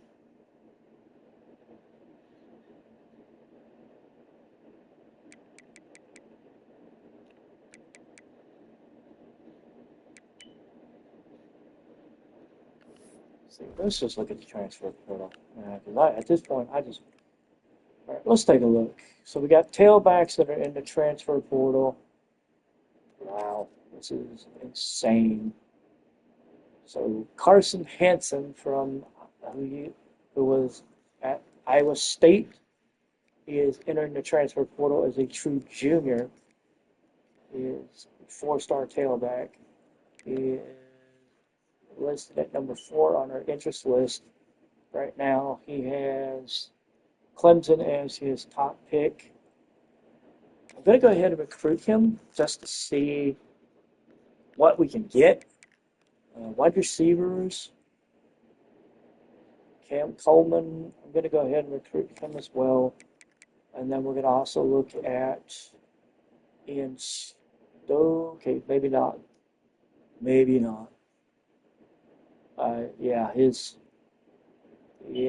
Looking at him, he's probably closer to it being a lot down between. What about Adrian Norton? Looking like Ohio State and Clemson or Michigan. But we have a shot, it looks like.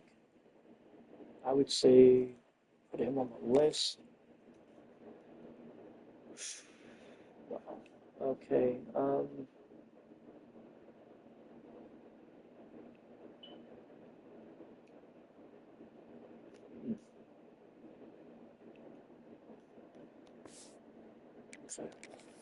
Let's see. Did not know the recruiting was going to be like this. This is insane. Okay, let's take a look at the rest of the positions. I want to know what I'm looking at here. So Fields and Pauling are gone. So it's 1, 2, 3, 4, 5. I got 2 guys coming in, and I think I'm recruiting 2 others. So we're good there. Tight end. Radon is leaving.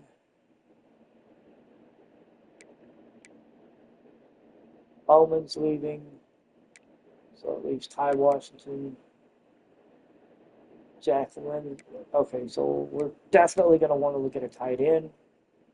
Okay, definitely. We're definitely going to want to look at a tight end. Tackles, I see we're okay.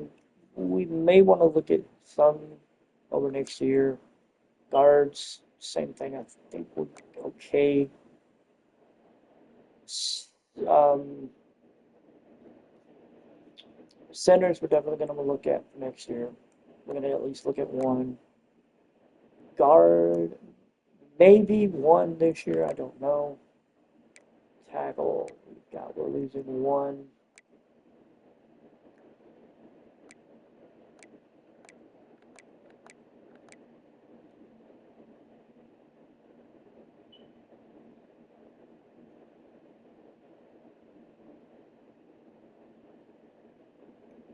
One, two, three, four, five, six. I'm probably going to want to look at corners just to see what's available. Yeah, I definitely think I'm going to look at the corners just to see what's available. Burnett is leaving. That's going to suck. We're going to need a kicker. Because there is no way in hell that I'm going to trust him to be a kicker. No way. And then I'm going to need to look at a punter for next year. Yep. Okay. All right. So we're definitely going to be looking at a kicker. We're going to be looking at some corners as well. Wow. This is insane.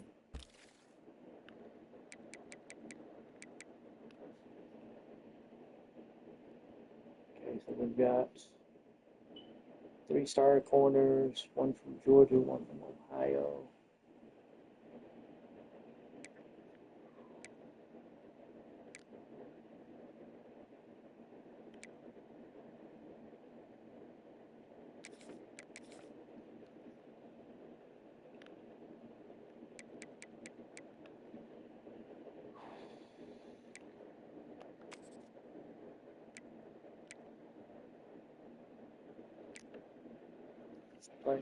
Playing style. His lockout. We're okay with that.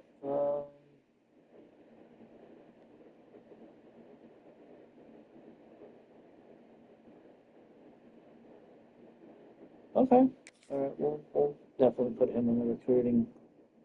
I would definitely put these two as well, especially considering we're high up on theirs. I don't know if we'll get this one. I got a feeling we're going to get Mays. Jericho Washington Jr. Maybe not, just because Georgia looks like it may get the cutoff.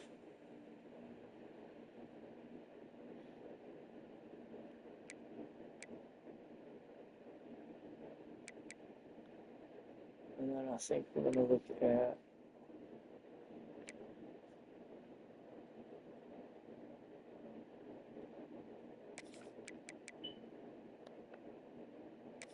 okay. All right. So we are. Oh, man, I need tight ends too. Shit. Forgot about that. Okay. Let's go ahead and get everybody scouted that we need to. So I can get what I need.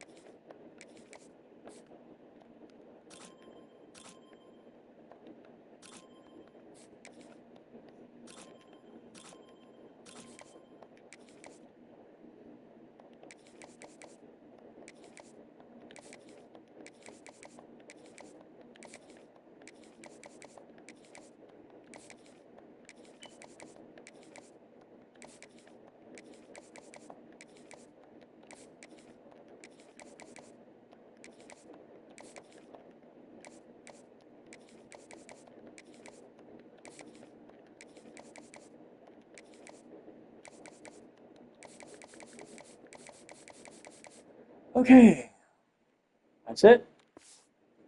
We are full up on recruiting for now. We will see what happens. We upgrade coaching skills. Let's see. Cost me 60 to recruit that. Upgrade cost would be 30. Let me see.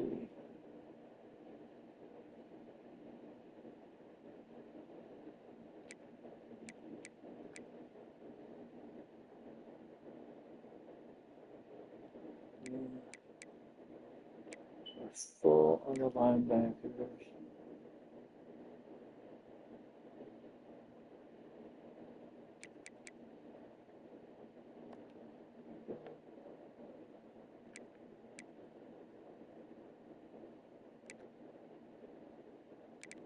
Okay. I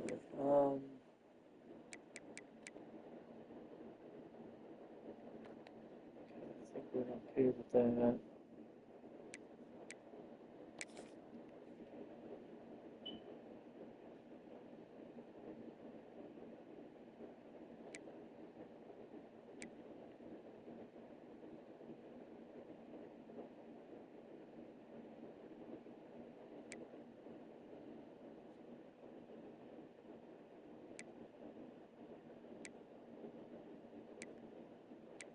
Okay, so we're definitely going to want to upgrade the program in here.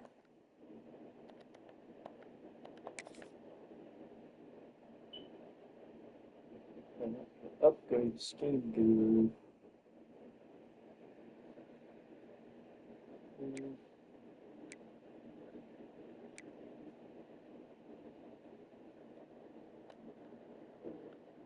Upgrade that. Okay. All right, so offseason recruiting week 1 is going to be in the books. Let's see what happens. I'm scared. I am actually scared right now. So it doesn't look like anything is okay. Actually, let's subtract that. It looks like one thing has changed. Looks like oh nope, never mind. Okay, so he has reached his top 5. Why is it? Well, we're still doing okay. I don't know. I honestly don't know at this point what in the hell is going on. But all right, so we're full up 35 for 35. We got 700 points. Let's see who is. All right, so we got people ready for visits.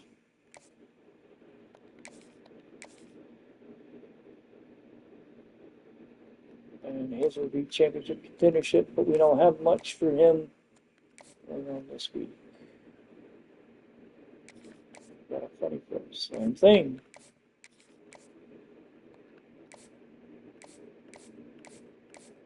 Everybody that's up ready for visits, we don't have a lot going for them. So the question is, setting them up for visits. We don't want to do. I don't want to do it too early, but if I do it too late, yeah, it becomes a question. Yeah, it's true. It does become a question. All right. We'll set him up for week 3. We'll do the championship contendership.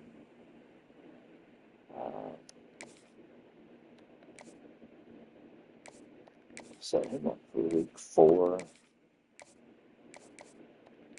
Conference prestige.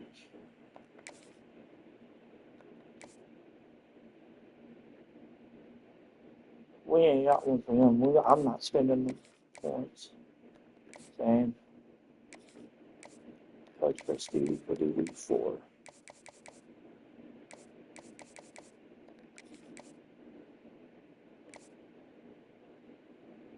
Program tradition. We'll do week 3.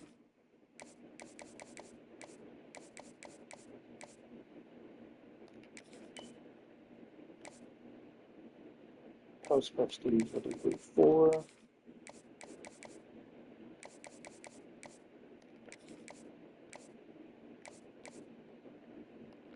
Got nothing for him.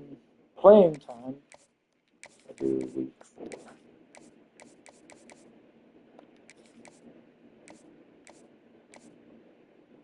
Playing time as well, and we'll do week 3.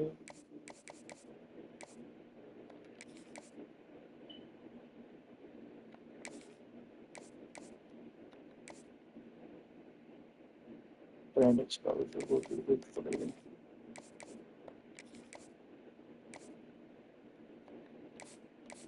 The rest of these guys, we don't got score. I mean, we got nothing. We need time. All right. So we're sitting at 556 points.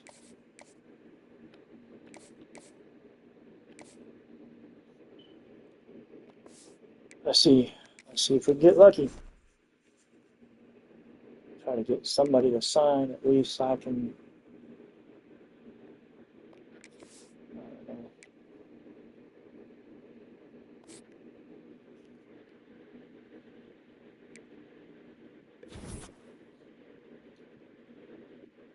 So we've had a couple.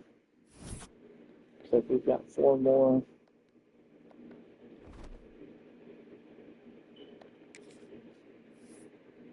Back up to 700 points.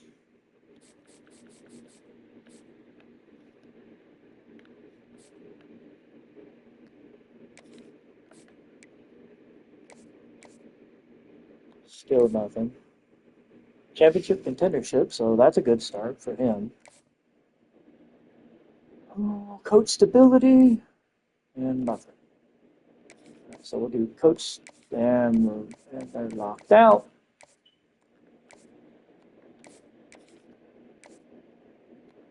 Locked out, locked out. They're all locked out. Awesome. This is going to be fun. This is going to be a nightmare.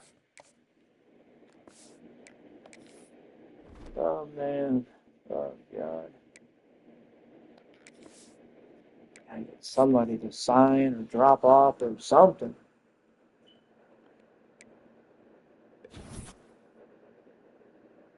Well, we got one well, we got some movement. We got movement. So we're going into the final week of recruiting. We still don't have anybody signed, but we do have some movement. So Tamarcus Cooley is narrowed his 3 schools down, and it looks like he may be going to Duke. And Jaden Mays is going to Ohio State. I am going to go hunt for a... Oh my God!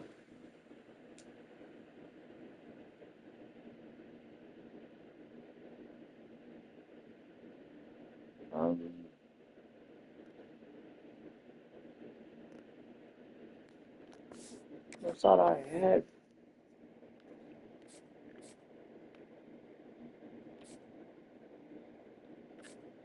Well, I've got 2 guys. One's real close, and then the other's there, so that would put us at 4. Okay, let me see. The fullback, which,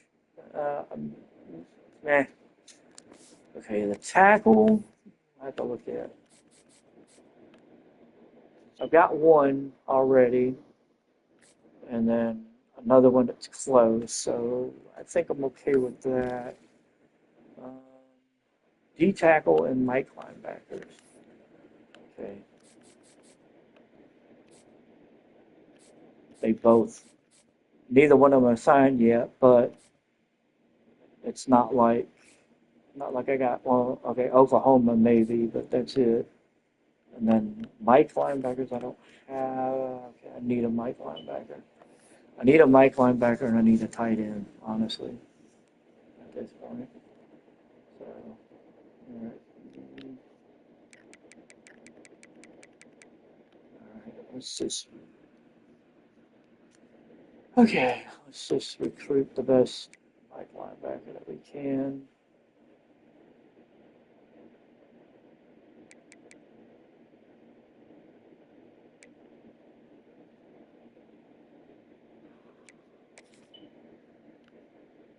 And then we'll look at tight end.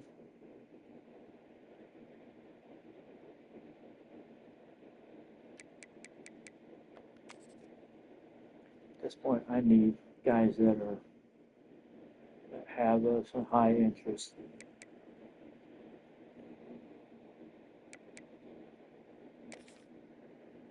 Okay.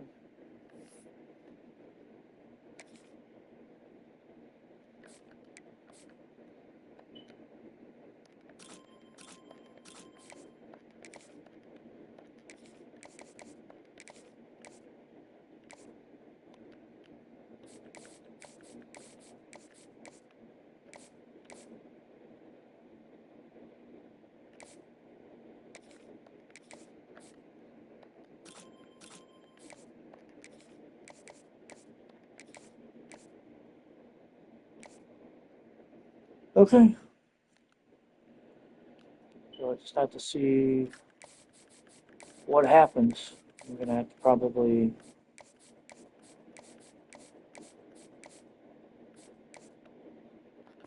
just gonna have to see what happens. This is insanity, honestly. This is insanity, honestly. All right, so we're down to the final week of recruiting. God help me, I don't know what I'm gonna do. So we get free safety KJ Bolden from Buford, Georgia. He is committed to Notre Dame. Joining him will be cornerback Jericho Washington Jr. from Atlanta, Georgia. Joining him also will be tailback Brian Villa from Fredericksburg, Virginia. Right tackle Richard McMullen from Everett, Massachusetts. Will linebacker Chuck Thomas from Buford, Georgia. Defensive tackle Ramon Davis from Avon, Indiana. Tony Preston from Norfolk, Virginia. Tight end Zeke Morrigan from Marietta, Georgia. Kicker Cam Garfield from McDonough, Georgia.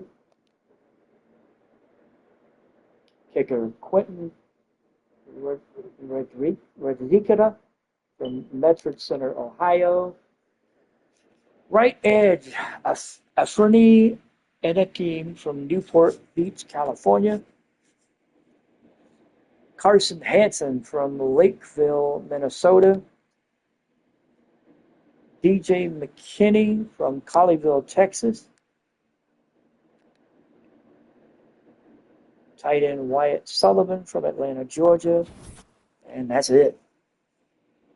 Wow. Wow, wow, wow. Wow. Okay.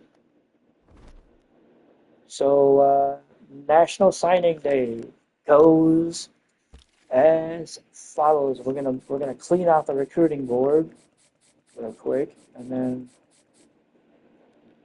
he went to Iowa or Indiana. I'm sorry. He went to Penn State, Georgia Tech, Michigan, another one from Michigan, and Iowa State. So we signed 29 recruits. We ended up with the 14th ranked class.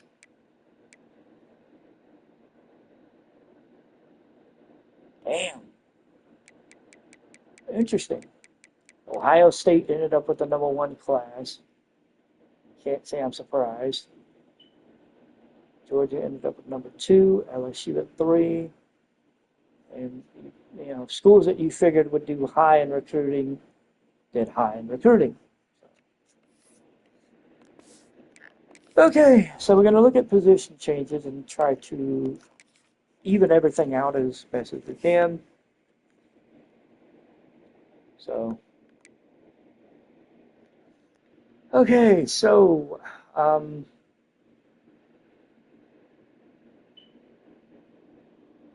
damn, wow. Uh,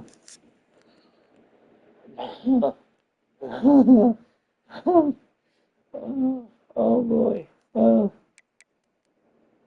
LaMarcus Cush is going to be 68, uh, 67, and a 66. Yeah, damn. All I can say to that is, wow.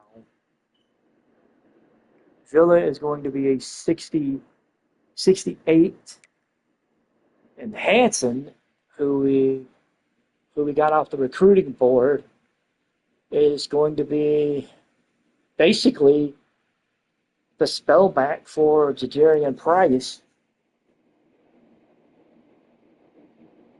Mm,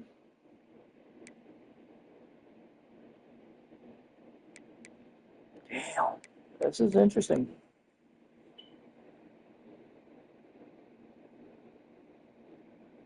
So Washington and Sullivan will be the top two tight ends. We're definitely hitting the recruiting trail hard for tight ends next year because knowing what I have to deal with going forward, it's gonna suck a lot.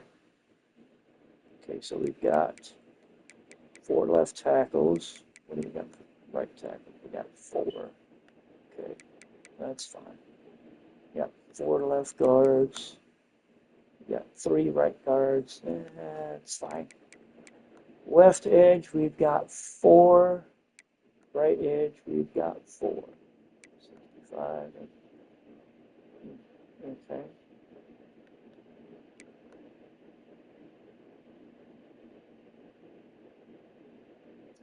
Interesting. All right. D tackles. We're good. Yeah, I'd say we're all right. I'd say we're okay. May do some recruiting for D tackles next year. Sam linebackers, we're looking pretty good. Mike linebackers, we're definitely gonna want to recruit hard on those. Wing linebackers, we'll probably dip our toe into the recruiting trail for that. Definitely on the corners, even though we did strike. We did get one with Muhammad Buck, but I mean, we're always gonna be looking for better.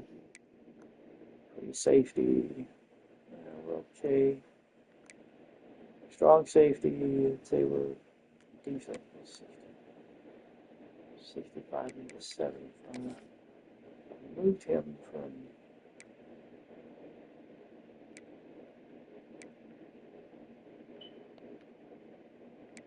um,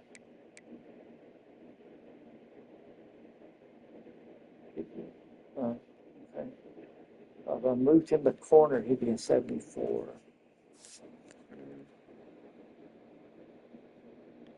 What did that do for? It did put him right there with Buck. I mean, he'd be in the running to start. If we probably run, because I think we run what? 5. We run about 5. We run about 5 corners, so I mean, it's not like it wouldn't hurt. Yeah. Wow. No shit. Okay. Um, all I can say is bye.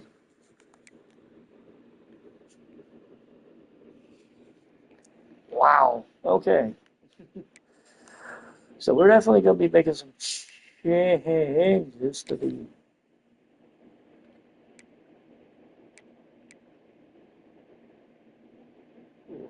Wow. Okay. Okay. So yeah, we're definitely going to be making some changes. Yeah. Damn. Um,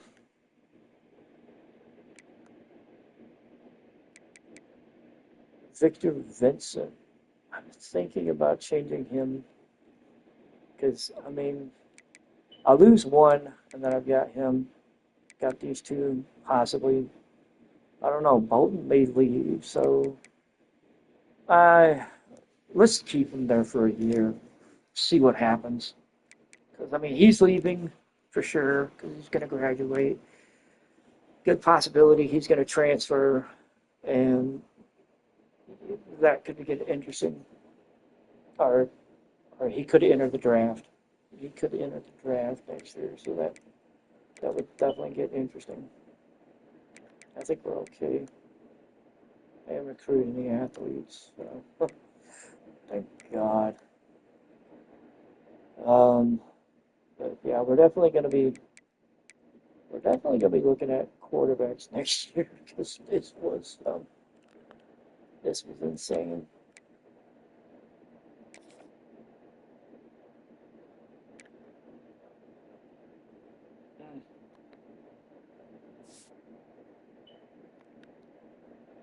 We're definitely going to look at quarterbacks next year because there's no way in hell. There's no way in hell I'm going to carry all three of these guys and not get somebody. I may even look into the portal next year at this point. Damn. All right, so National Signing Day is done. Position changes. There wasn't really anything to do. Not anything that I wanted to do anyway. So, we're up a new percentage point. We're up to 65.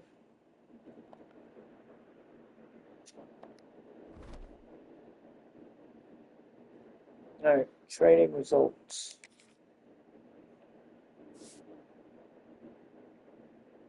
Okay, Leonard Moore jumped up to a 96. Draycon Bolden jumped up to a 95. Great House jumped up 7 points to a 94. Wow.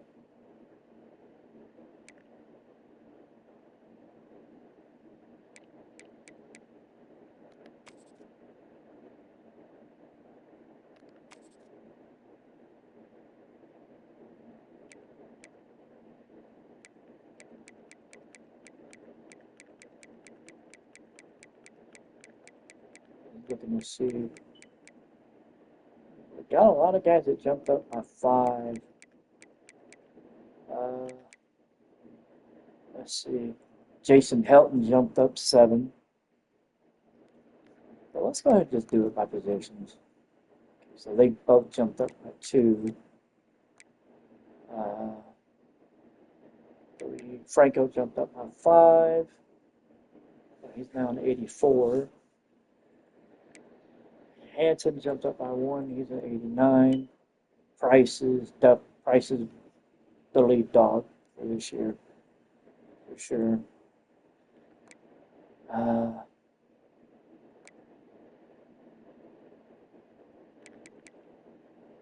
Mikey Gilbert jumped up 7. Well, okay, that's good. Cross jumped up 7 points. Larson jumped up 9. Wow. Okay. 4 for Prescott. 4 for Jones. 2s and 1s. We got a 3 on Pate. We got 5 for Drake Bowen.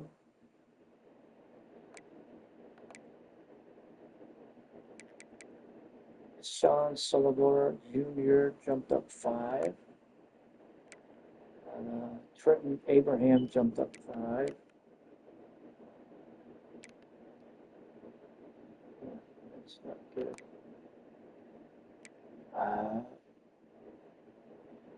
This guy jumped up 5, as did Bodie Conha.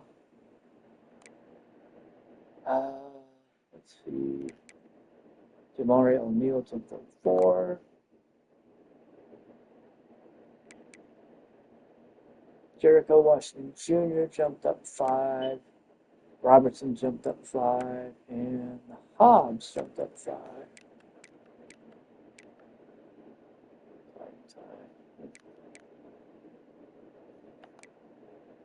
And then 3. Helton jumped up 7, but he's still going to be the backup.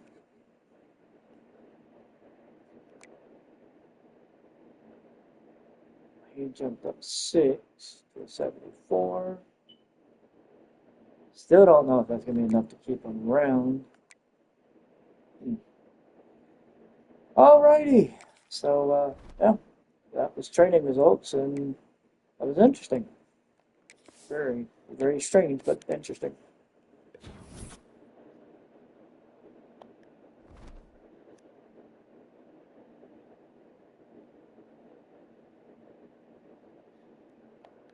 Do we need to encourage people to transfer? I need to cut 4. Oh, okay. Oh, okay.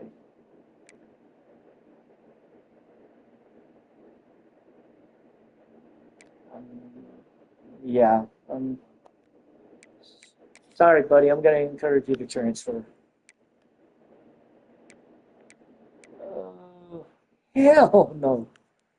Hell no, I'm not going to let. Oh, honestly.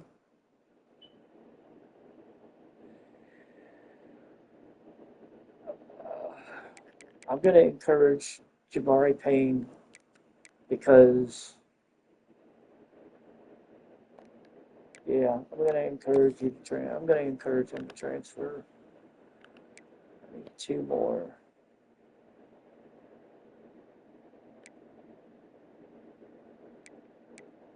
No.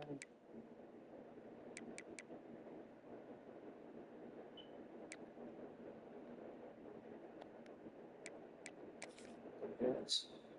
1 more. No.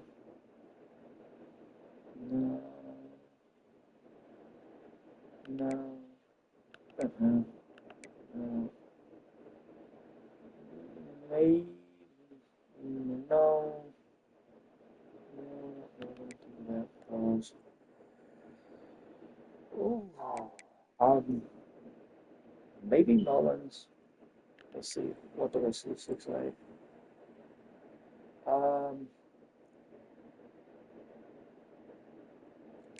They do Severino Jr., but I need to look at the rest of everything else. Sam's, Mike's,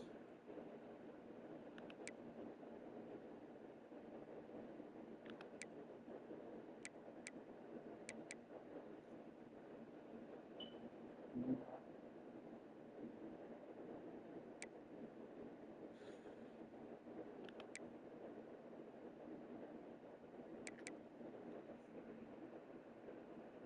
know what? I'll encourage him to transfer. Cut it down to 85. Okay. We got our encouraged transfers out of the way.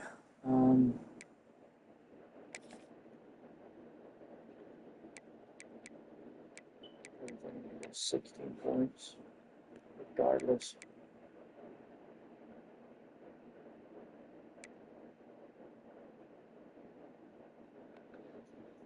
Okay.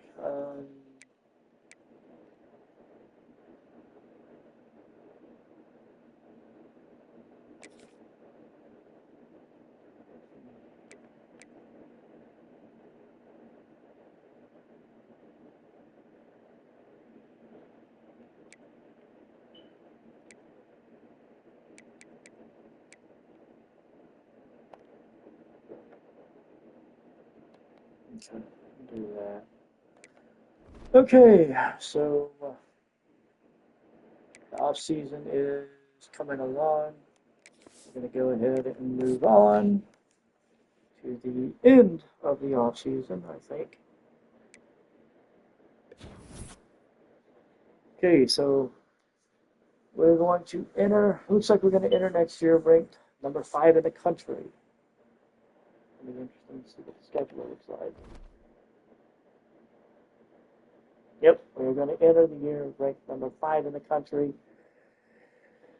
Oh, wow. Let's take a look.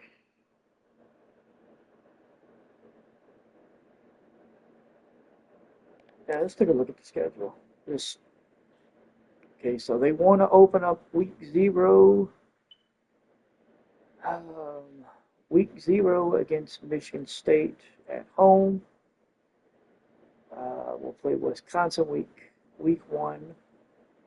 Week 2, we'll go to Doak Campbell Stadium and play Florida State. Week 3, we would go to Miami. Week 4, we would go to Purdue. Week 5, we would play FCS East. Week 6, we'll play Stanford at home. We'd go to North Carolina week 7. Have a bye week, week 8. Play Navy week 9.